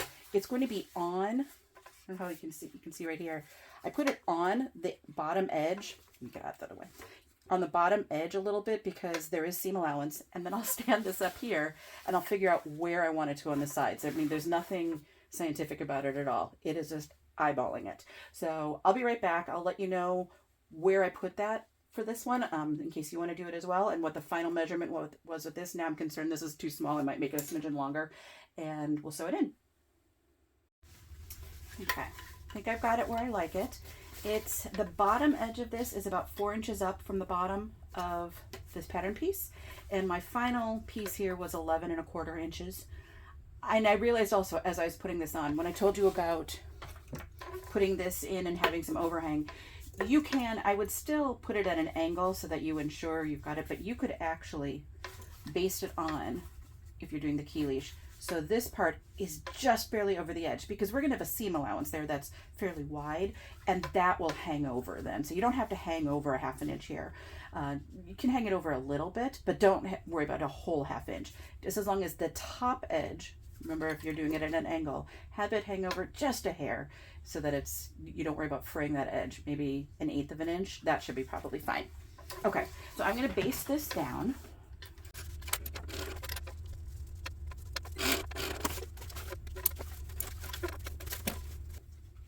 Okay, so we've got that basted down. Sorry, it's so big. That's all I need to do here because I'm not going to be adding the key ring. I know it looks weird now, but remember we're going to stitch it down. It should be fine for what I need. Okay, let's move on to the zipper pocket. And so I am going to kind of go through this pretty quickly. I have a whole video where I show what I've done here. I'm doing the method where we're going to cut out, we're going to sew around the edge and then cut out the middle so that I can put the zipper behind it, or the pocket lining behind it. I did decide to put my tag right there, breathe deep. I thought it looked really pretty with all of that. You've got some tea, you've got the purple, just looks nice. Yeah. So we're gonna do that here. As I said, I'm just gonna speed through this to save some time on this video, but I will link to the video where I did that. I've got this at a top stitch length.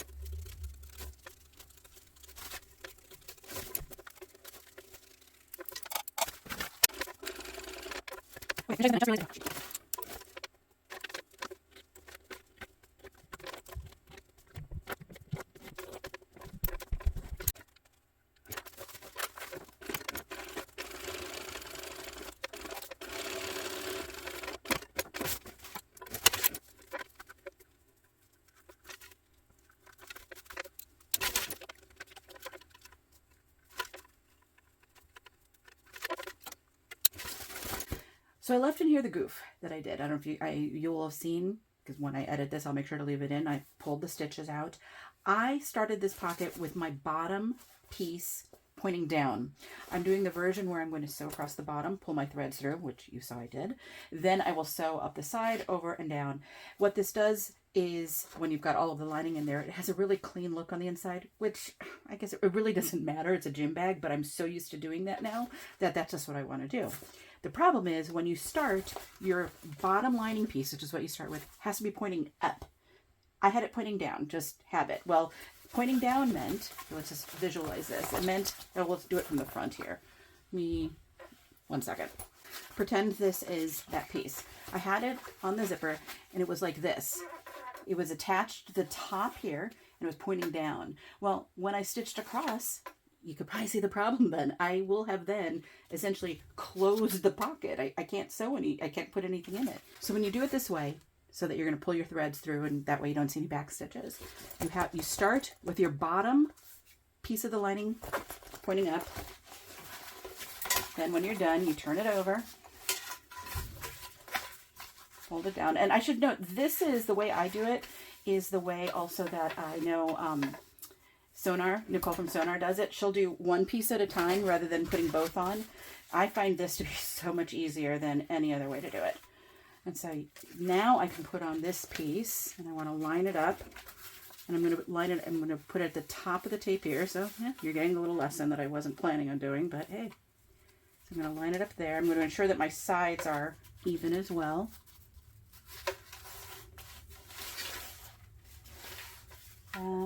Nope, has to go over a little bit. This is what's hard when you're not on, when you're not looking down on it. Make sure this lines up. There we go. These should be the same size, so I really want to ensure everything is aligned properly. And right there at the top, yeah, that looks better.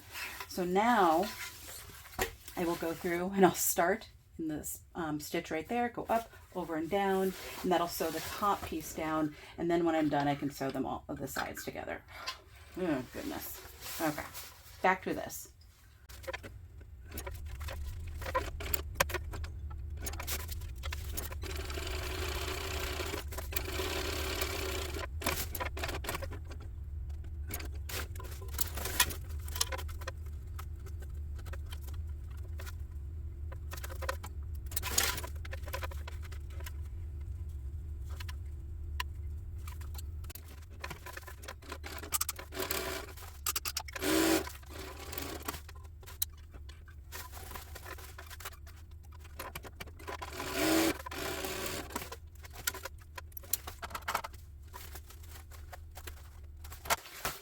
Okay, so we're going to start putting this together. I'm going to sew one side on here. I'm not going to sew both.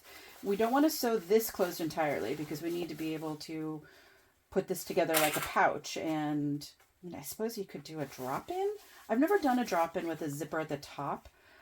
Something certainly to try, but I haven't done that. We're not going to try it with this one.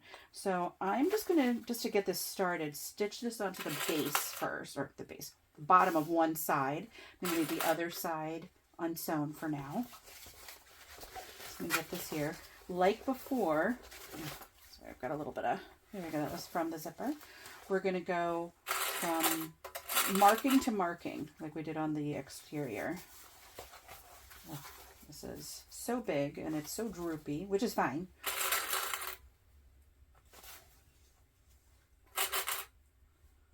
Okay. marking to marking. And in fact, I'm just going to stitch right on the line that I have there.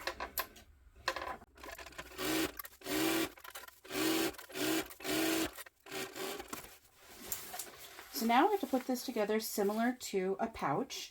I have my zipper tape all set. I didn't put an end on it because I will be putting a metal end on, and so I'll do that when I'm done. But I have taped over the edges. I mean, this is how I've started doing it. I've just put some tape there instead of melting it or sewing it. I just find it works well.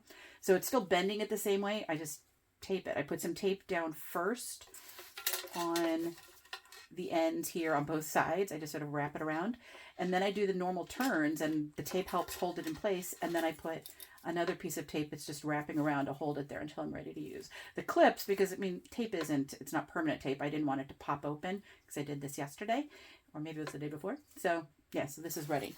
I'm going to go mark on my pieces because when we do this, we're not sewing. I'll use this as the example. We're not going to put this on and sew straight across. It's going to start at a certain point, and then at a certain point on the other side, we're going to let it taper off, and it's going to come down like this. The zipper is not going all the way across. So I want to go mark those things so I know where they are. But otherwise, you're putting this together the way you might put the zipper on any pouch. So I'll be right back after I've had a chance to mark everything. So we're set. Now let me show you the prep work I've done here. One, I might say, or recommend, if you are like me and working on a cylinder arm, so you don't have table to work with here, and you're making the overnight one, I would sew only the base here onto one side. There's nothing that says you have to sew it onto both when you're putting this all together. Just there's a lot to deal with here. In fact, you could do it after you've put the zipper on entirely if you wanted to. There's nothing that says you have to put it on right now. So, because we're not top stitching here at all. If we were top stitching the base, then yes, I would say do it first and you'll just kind of have to work with it, but we're not. And so I would probably leave that off so you don't have this here.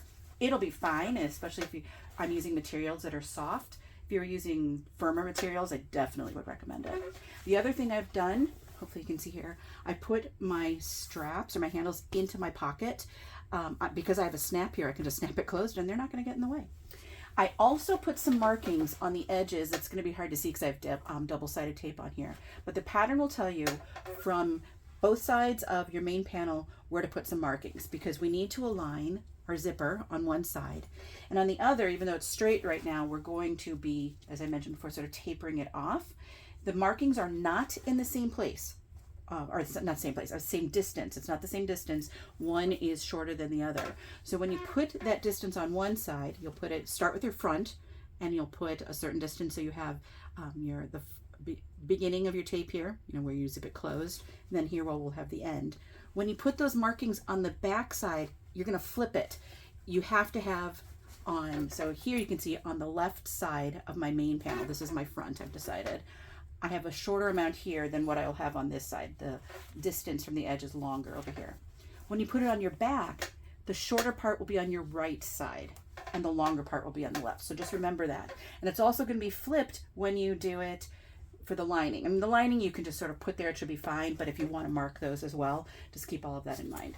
So what I'm going to do first is just base this down.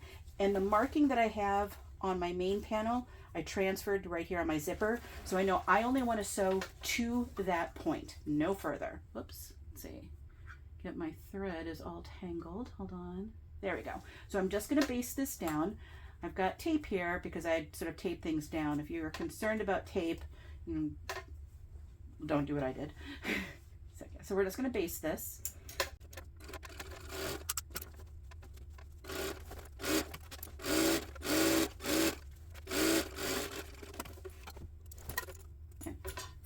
Now I'm going to get one of my lining pieces. I'm going to get my front piece.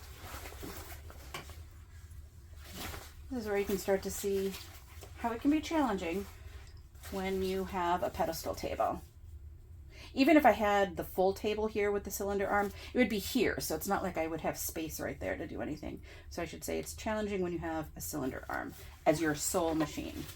I'm still happy I don't have space for another one, so it's not like I have an option for a regular industrial, but it can be challenging. So we're going to put right sides together. I do have centers still here, so I can align my centers. That'll help. But obviously I'm going to make sure my edges line up. Okay, so I'm going to bring this over.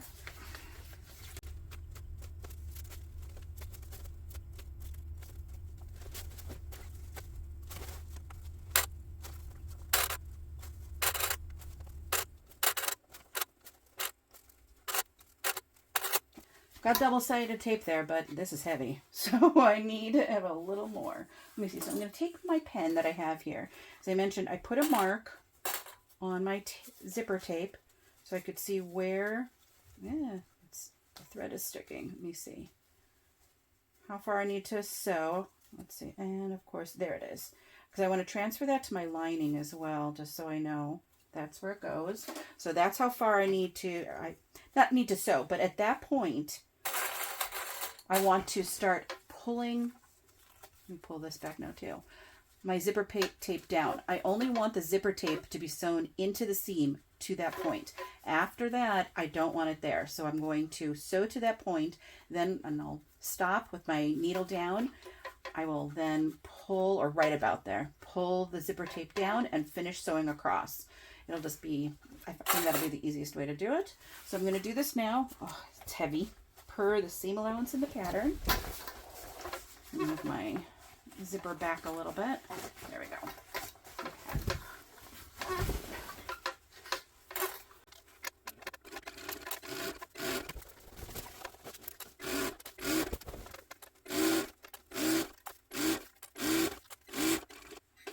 Okay, so I'm at that point. I'm now going to kind of separate what I've got here. I'm going to pull my zipper tape down. I don't know how well you can see. I'm pulling it, you probably can't see it all. There we go. I'm pulling it down out of the seam, and I'm putting my lining back, and I'm going to just continue on at the seam allowance, but my zipper tape is out of that seam.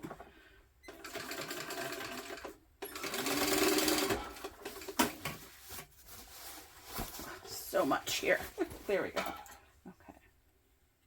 Now we're not going to top stitch this because we're going to top stitch it at the end when it's all done. But here, we can take a look and see what this looks like.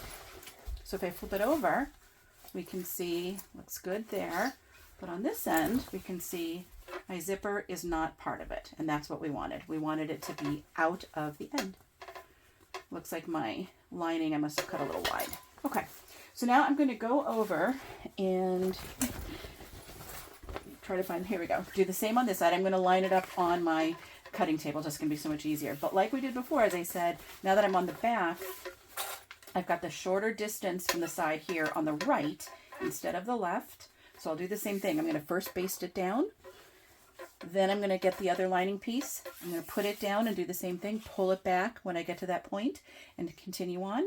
Then I can finish putting the other base on here, and we'll be just about ready to sew up the sides. So I'll be right back. Whew. So if we want to take a look, make sure, does it look like, now I can see here, let me see, what I want to see is, does it look like I pulled it back, both of these at around the same point? It's really hard to see here. Hopefully you can see. I think they're close enough. Well, let's turn it and see. Let's sort of turn this out. What I want to see is, did I start and stop at that when I pulled the tape out of the way? Or does it look dramatically different? This is not something you would normally do because, you know, hopefully it would be fine, but this was so big and was falling off the table. I want to see that it looks about right. So just essentially turning it. Nothing sewn on the side, so it's not too bad yet. And I just want to see that end. So here's our front end, you know, so we can see where it's going to close. Here's this end here.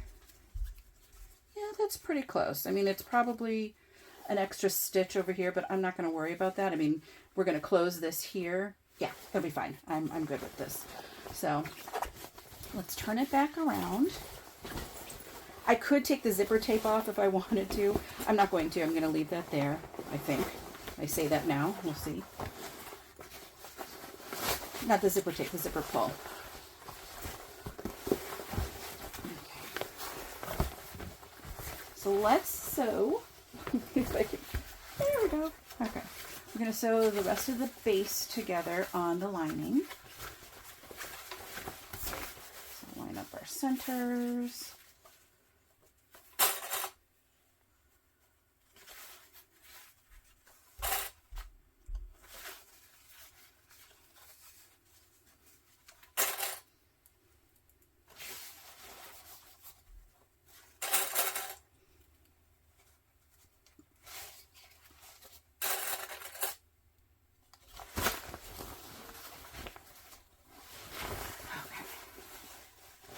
So again, just from the mark to the mark.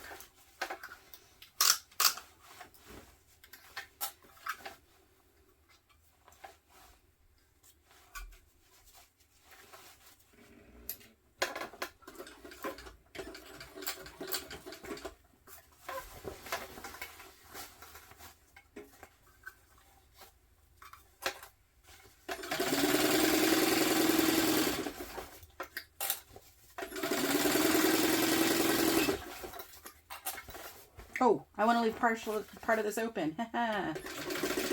Whoops.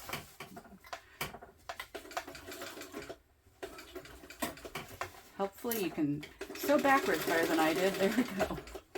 Okay. Huh?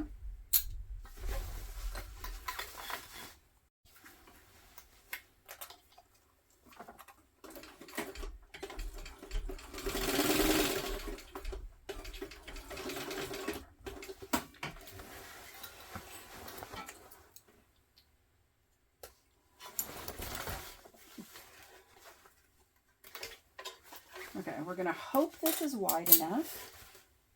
We'll see. I obviously forgot to leave a hole. I probably should have left a bigger one. You know what? I'm going to pull some of these stitches out. I'm okay with that.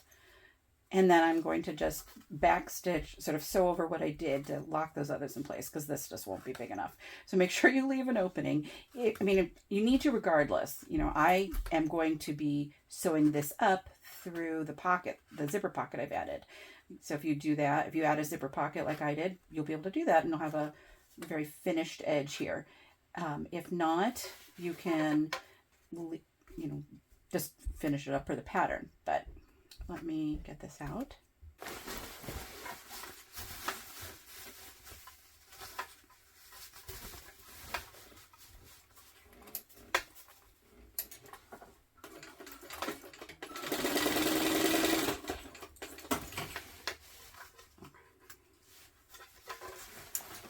That should be fine.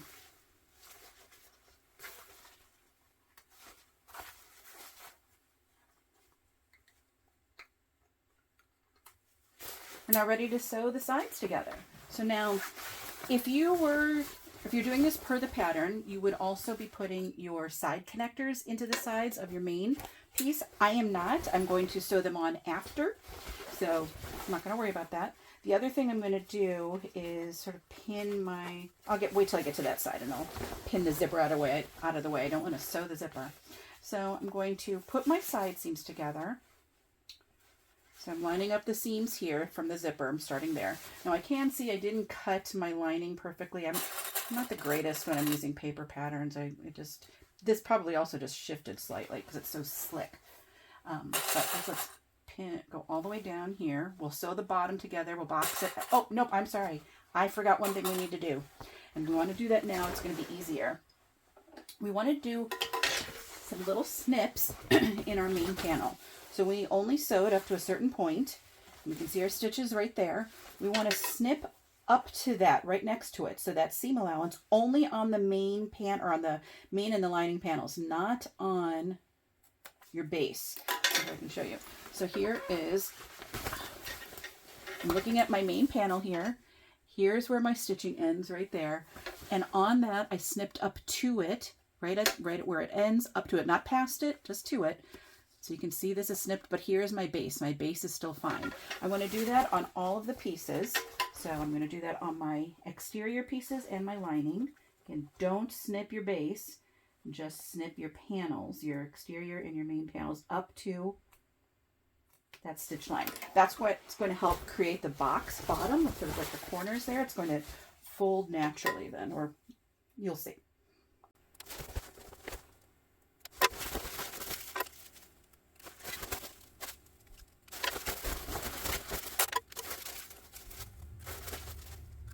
Now we can snip every sides together because we want those already snipped when we're ready to box. So again, I'm gonna start at the top,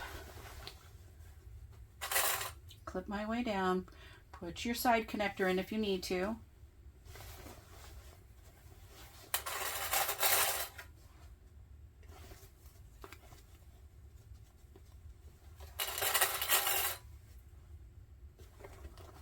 And we're going to clip all the way to the bottom. You kind of, mine is sort of folding in my base. That's fine. Don't worry, you're not going to sew over it. Just get it out of the way.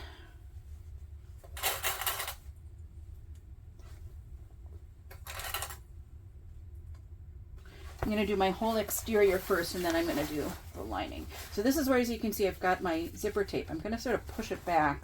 I'm going to see, can I don't have anything I could clip to it. You just want to make sure you don't obviously sew over that. So again, I'm aligning my side seams here so that they are even.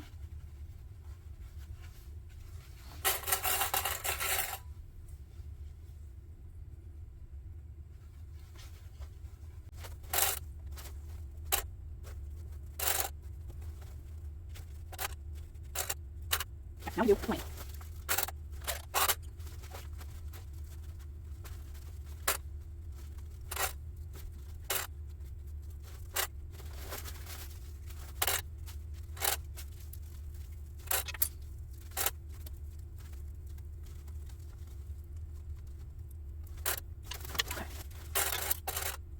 So we're ready to sew this.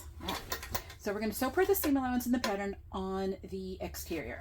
When we get to the zipper, we're going to, I should make sure my zipper pull is not at the very edge. Let me see, that's the zipper tape right there for the end. And yeah, it's further in. I don't feel it right here. Anyway, sorry about that. So when we get to the zipper, we want to do the seam allowance over the zipper and just for a little bit right here on the lining, and then we want to make it wider. And so you'll want to do that until you get to about maybe an inch or so at the bottom, and then you want to bring it back to the seam allowance in the pattern. So the bottom here, and that's what we did on the base, is per the seam allowance in the pattern, but we do want to have a tighter fit here. And so we're going to do that. Now I can see, I must, again, as I said, I must not have cut this perfectly here. I'm not too worried about it. I think I've got everything aligned, so it should be fine. But let's sew this up.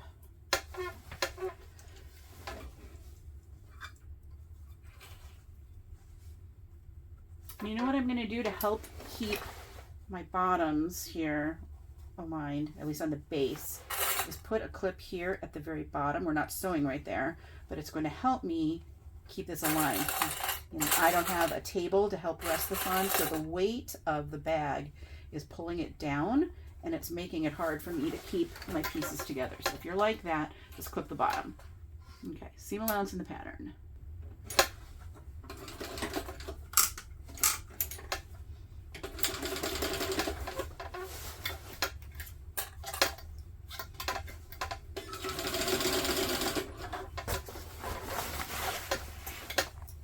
I'm sorry if it's hard to see. I've got to try to see what I'm doing here.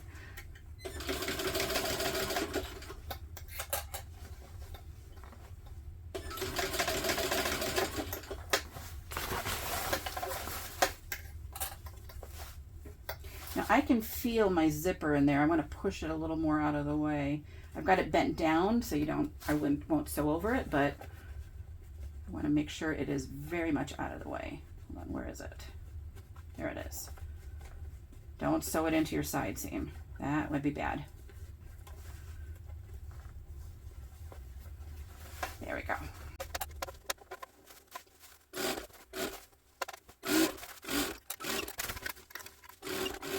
I'm on the lining. I have to bring this down. And so I'm going to do the seam allowance for just a little bit, and then I'm going to make it wider. So that's probably enough, and now I'm going to start. You can just do a straight line. You can gradually do it, whatever you want.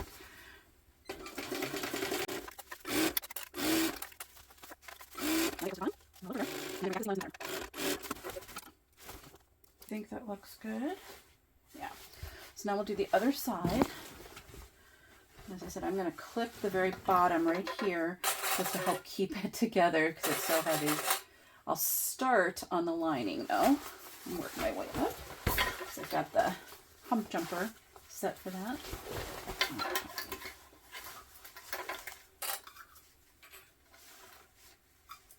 So I'm going to add the seam allowance first.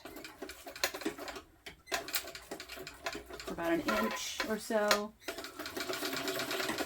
Now you can make it, oh, you know what? That wasn't the seam allowance, so I'm sorry, that was too narrow. Which is fine.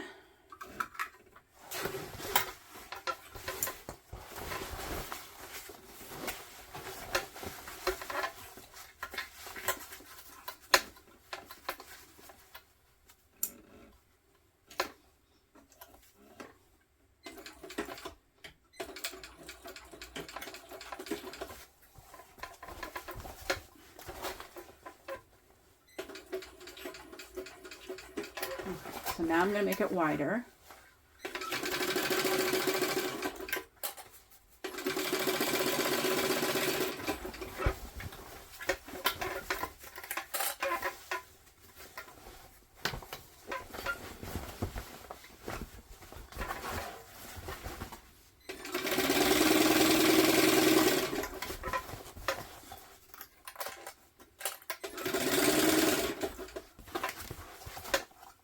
Oh, Bobbin got me.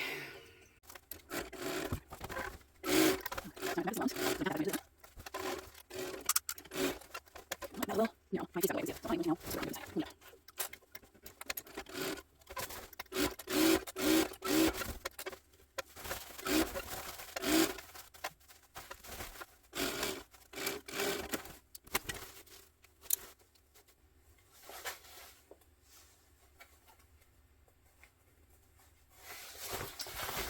You know, something feels wrong right there, but I guess we'll see when we get there. I'm not going to worry about it. It'll be fine.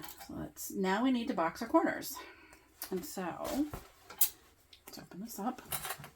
What I want to do is I've got my center marked on my base. Now I do also have a line running down the middle, but I want to align it with the side seam.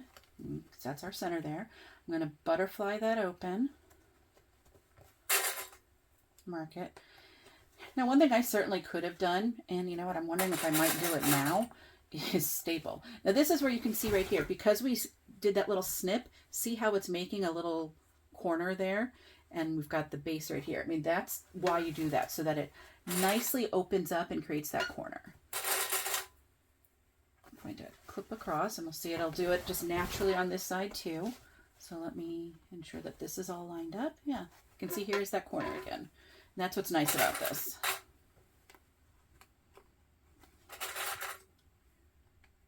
I'm going to do all 4 sides.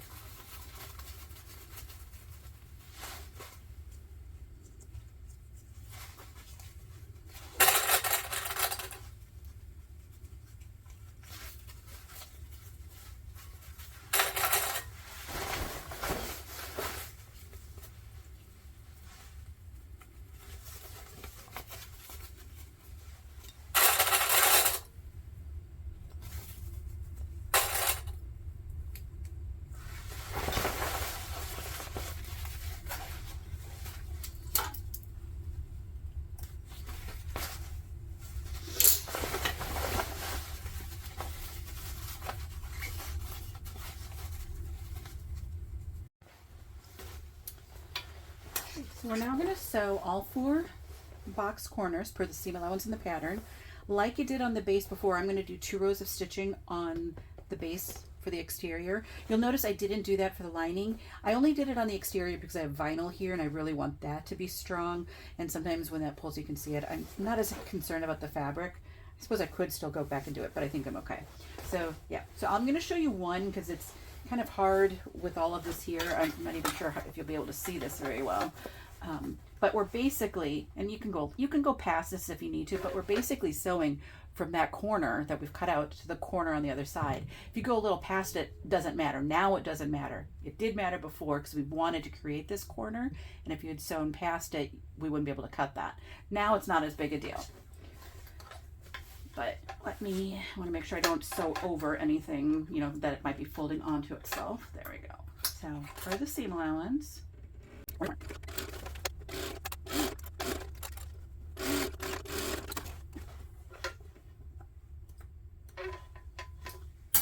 so you can see how that looks. I'm going to sew on the exterior one more row. The lining, we're going to do the seam allowance in the pattern because we did that at the base. And then we'll come back and we can turn it. So I'll be right back after I have all of these done. Okay, let's turn it. So I've got everything sewn. I trimmed down the sides on the lining. I did not do it here where I've got the elastic. And in fact, I went back and did another row of stitches there. But otherwise, I just trimmed things down. I didn't trim it down on the side that we still have to turn through. But I'll do that when I sew it up. So get this open. Where's the zipper? Hopefully we're all good.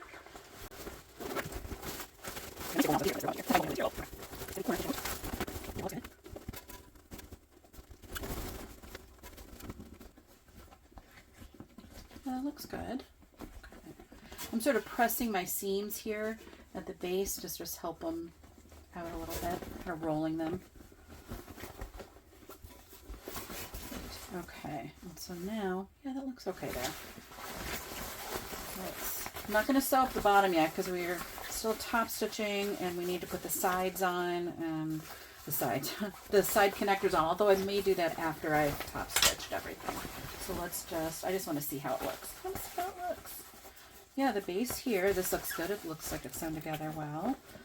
Now, the pattern, ooh, you know what? I'm going to put a clip on here. I don't want to lose my zipper entirely. There we go. Although it wouldn't be a big deal if I did. The pattern will tell you how to ensure you push out the side seams here. I mean, we've got, you know, we want this to be nice and flat. She does a really good job explaining how to sort of get this to be nice and flat. So when you fold it down for your top stitching, you don't have a ton of bulk right there. Mine was a little uneven there, but it's basically you're butterflying your seams open. Now, if you can press them open, that's great. Otherwise, you just want to do your best to keep those open. So this is something I know it's similar in like the patterns that Shannon from Knotted Threads Co does. So we want to come here and you basically want to just sort of open these up here.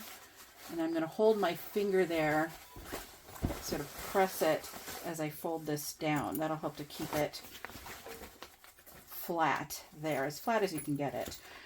That's going to be especially important on a domestic machine. I am not as concerned on this. I mean, it's a little bulky there just because the seams are a little uneven, but it'll be okay. Let me just push this in. I want to see how this looks. So let's see. And I know I haven't sewn the bottom completely yet, but that's okay. Let's just take a look. And I have to punch out this corner still, but that's looking pretty cute. It's obviously way too big for me to show you right there, but that's okay. Let me get this going. Let me get back in here and push this side out. I think we will tops. No, I'm going to, debating. Top stitch, sew the bottom. Top stitch, sew the bottom. Not sure. I'm going to sew the bottom, I think. I don't think I'm going to worry about the top stitching. I might clip it still, but I'm not going to worry. Okay, yeah, this is the side where I was a little concerned. It kind of got out of it slipped a little bit. It's all caught there, so I'm not concerned about it coming undone, but I can't open it as nicely as I should. I mean, I guess I could go in and sew that a little bit more. I'm not going to worry about it. Yeah, I'm not going to worry. I'm just going to clip it. You can even see here something slipped. I mean, this is not over as far as it is over here. It slipped when I was sewing it. This material, when you're using essentially the same thing for the lining as you are for the exterior, it just sort of moved like that a little bit, is what I think happened when I was sewing it together. That's okay. I'm not too concerned. Just something to keep in mind.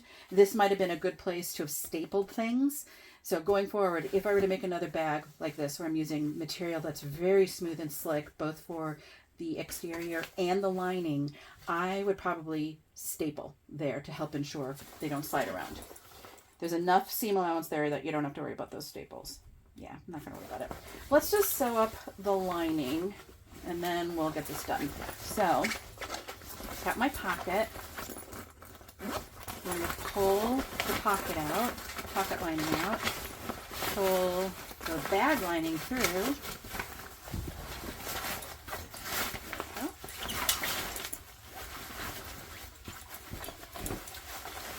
You don't have to box any corners because I did that already. So it's just sewing up this bottom seam. Seam, not seam, seam. So just clip that.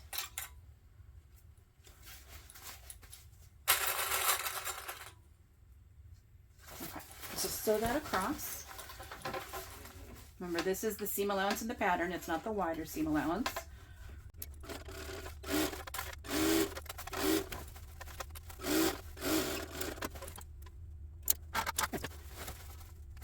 I'm just going to trim the bottom here a little bit. Again, just in the lining. I'm not doing the exterior. Just to make it a little less bulky in there.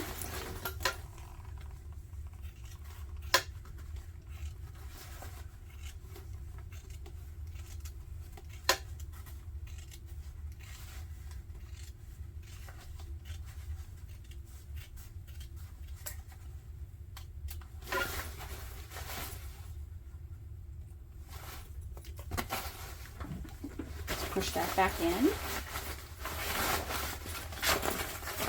And then sew up our lining pocket. So that should just sort of fold in on itself. I used waterproof canvas light for that. I did make the pocket a little bigger. I probably forgot to mention that. I decided I did want it a little bit deeper. So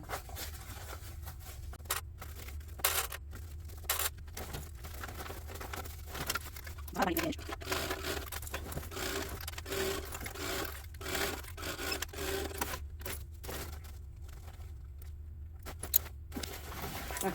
And to look, it was sliding, so I'm like, it's not. I was afraid I didn't catch the back, but I did. Okay, so let's get this pocket in.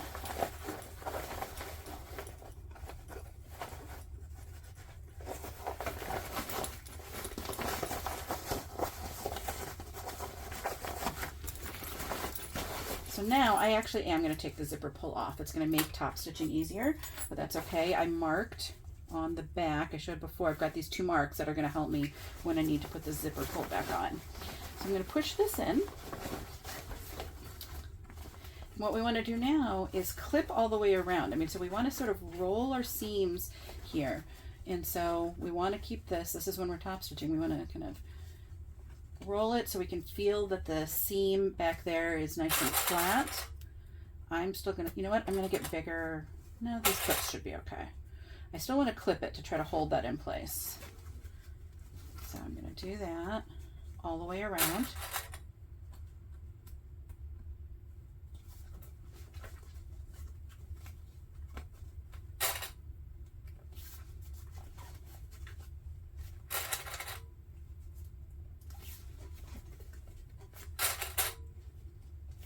I'm sort of pulling up a little on the zipper as well to try to help it lift out of that seam. So I'm pulling it up and then I'm rolling and flattening. I can feel the seam behind it, the full pieces that are folded over. So we're going to go all the way around.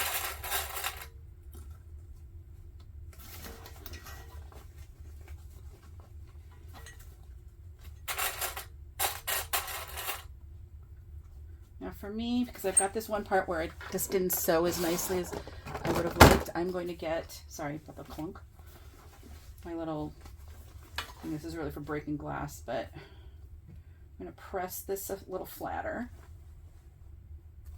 going to compress it. It's dense, but it'll be easier to go over. I'm going to clip that down. I'll do the other side.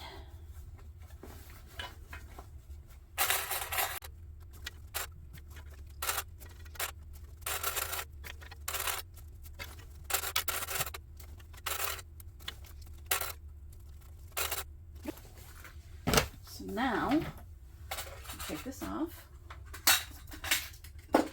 put this away.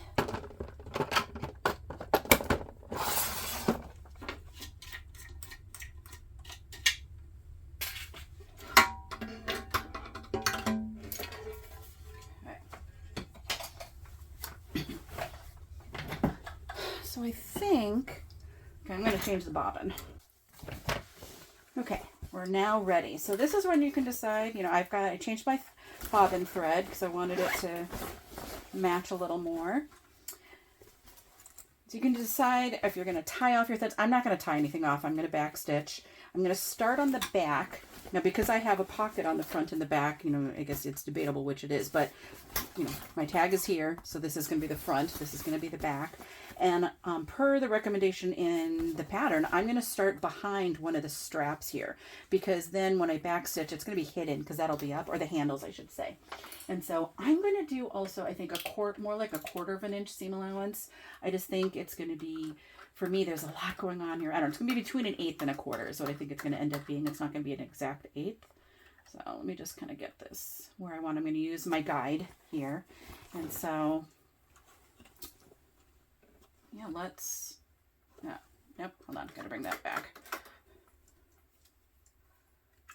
1/8 an inch from the edge, not from the zipper. That's what I was doing there for a moment. That's good. Okay, got it where I want it. And right here. So I said I'm going to start behind one of those handles so you don't see the back stitching really. Yeah, that's good.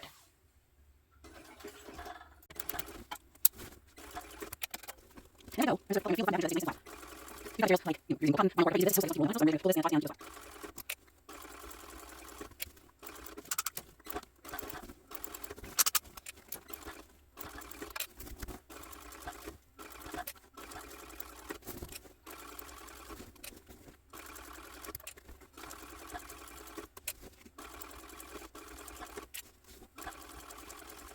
So as we get close to the zipper here, you can see the zipper end. Make sure you're not sewing it into anything. So make sure it stays still out of the seam allowance there.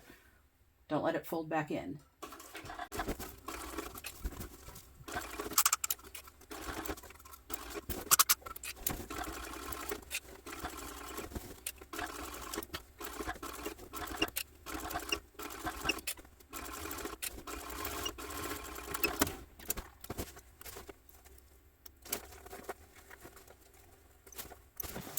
Well, my top stitching is an absolute mess. Let's see on the inside. Oh gosh, I didn't even catch it right there. I told you this is like moving around inside. It's wanting to roll up on itself. Barely caught it there. Whatever. Fortunately, from the front, it's, you know, it's very dark, so it's harder to see. Here, as I said, it's a couple. Look how close it got to the zipper there. I debating, do I want to take that out and do it over? Will I be able to, I think I'll be able to zip that. I think I'm just going to leave it. This is for me, so I'm not super concerned. It's also kind of, yeah, I'm not concerned about it. So let me go back to my cutting table. I'm going to put the zipper pull on and we'll take a look and see how it looks. So here's an initial look. Hopefully you can see. I think it looks pretty good. I said the top stitching is a little messy, but you really only see that from the inside. And where it was having an issue where it got really close, it still zips. And if I open it up, I mean, that's when you'll see that my top stitching isn't the greatest, but I'm the one using it, so it's okay. I think what I would say then for something like this is I would, if you're using materials like this where it's this sort of really smooth nylon on the lining and on the exterior, I would probably maybe put some, I'm just trying to think of what you can do to make it easier. I mean, if I had taped this, I can keep thinking if this was cotton or something that creased and folded nicely, there'd be no problem. It's because this material, as I said, just kind of shifts around like that. So maybe don't use it on both. Maybe figure out a way to crease it ahead of time so it sort of lies there. This might be one. I mean, part of the reason we don't do the top stitching is so we can have a nice clean top stitch. You clearly can, if you really wanted to. You could top stitch this the way you would do a pouch. And so the lining might not be top stitch, or you would only do it from zipper end to zipper end. I don't know. I'd have to think about it. I probably would maybe not do, oh wait, let's look at the front. So we're not looking at stuff that's upside down. Maybe I just wouldn't do something quite as slick on both the exterior and the lining again next time, just to, so you don't have two pieces like that. But otherwise, I think that looks pretty cool. I didn't even look inside yet. Where is, let's see, the water bottle in there. Have to flatten this out. Yeah, I think that is in a good spot. I'll show it in a minute because we're not actually done. We need to still put on the side connectors. Yeah, so you can see, there it is right there. I'll put, once I've got the side connectors on, I'll try putting things in here and we'll see how it all looks, but we're not done. So I'm actually going to take my zipper pull off again. I just wanted to see how it was looking. So now we need to put the side connectors on. And so they're here. One thing I did, because I wanted to do some prep work ahead of time. Let's see how it worked. And I might have to put my table back on. We'll see. I'm hoping I don't have to. I kind of glued this all down in the back, so it's not going anywhere. What I did here, let me grab a different one. Hold on. I know it's a different size, but still get the same idea. Here is the connector. What I did, and what you would do here if you're going to do it, you put it on and you do some tape and you'd fold one part down a little more than half and then the other one up, the other end up like this, and you tape it down, and then we're going to sew it down. I just thought, and you know what, it worked really well. I glued it. I just used some glue to try to help keep it in place. That's going to make my life easier. And so now what I'll do, I will use tape now. I'll determine where does this need to go on the side. And I probably want it, I mean, do you want your connector up high? I don't think so. I think at the most I want my connector to be maybe at the seam allowance. And so I'm going to put some tape down here. And actually, I think I'm glad I don't have this all. I'm debating, do I need to? I'll figure out if I want to put the table back on or not. I think I might not. But we're just going to stitch this down. So I'm going to do a square, and I'll probably do an X through the middle as well. It is wide enough. I could do rivets, but I'm not going to. So I'll be right back. I will have these taped in place. So I did one side because I wanted to see how well I could do this on the cylinder arm. And there's a mark there. I'll get that off after. So you can see it looks okay from here. The inside, yeah, it's nowhere near on the center, and that's my own fault. I should have pulled this over to ensure that the seams were aligned, and I didn't. So we'll do the second one here together. What I decided is I liked the idea of the top of the connector being at the top stitching, and then I tried to center it as best I could. Now I need to feel underneath, and so this is sewing through your lining. If you don't want to do that, you'll have to kind of do some finagling to get it to only be sewing on the exterior. As I said, I look across. I mean, clearly it doesn't look, you can see the stitching was fine. It's just off center. Whatever, it's fine. So, and I'm not going to get too worked up over it if it's like that here too. I did this, bring my stitch length down to a construction stitch length because I don't want this, I want this to be strong. I mean, these are the side connectors. And so I'm going to do that again. I'll show you, I did some, because I'm working on the cylinder arm, I did have to sort of stitch a number of things backwards, just made it easier. So I'm going to put this here. I started at the top before. Oops, hold on. Feel. See if I can feel whether the side, where's the side? Yeah, I can feel right now. If I had that, see it's moved off to the side. I'm not, this is where I've got to try to figure out how do I ensure that doesn't happen.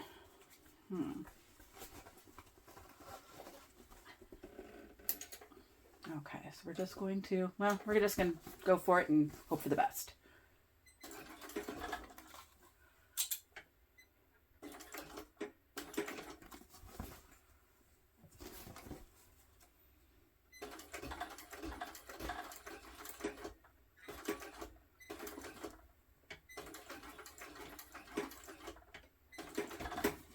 So this is where I'm going to turn it like this. So clearly I can't, I'm not going forwards. I'm going to first go backwards. It's starting to go at an angle. Let me go one more. Now I'm going to turn it around. Just makes it easier to not worry about that hardware. So we'll finish. So even though the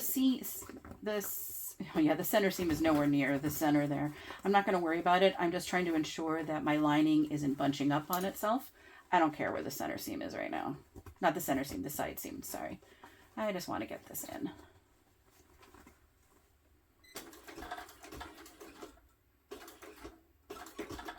So here's another one where I did what I did last time on the other side. Is I turned it this way and I went backwards. Just a couple at a time to ensure it stays the way I want it.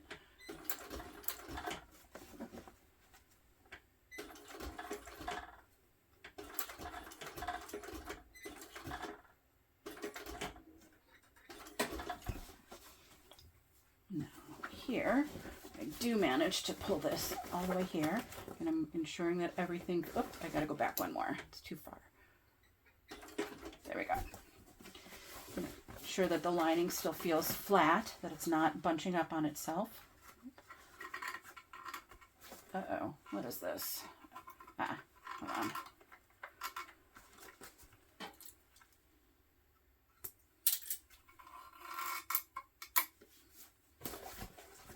My long threads were getting caught on each other. So let's see.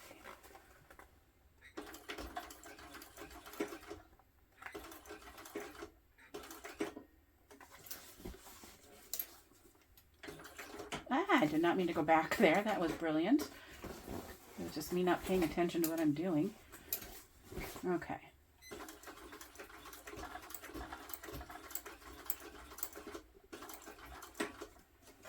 We're going to go backwards.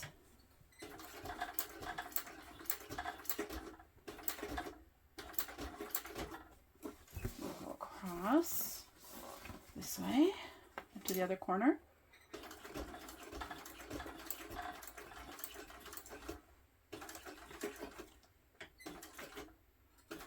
And I am going to go backwards here just so I can have it going across the top a second time.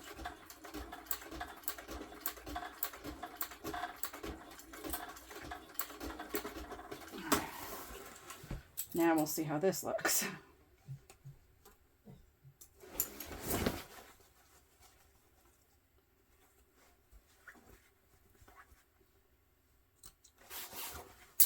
And moment of truth. Okay, hold on.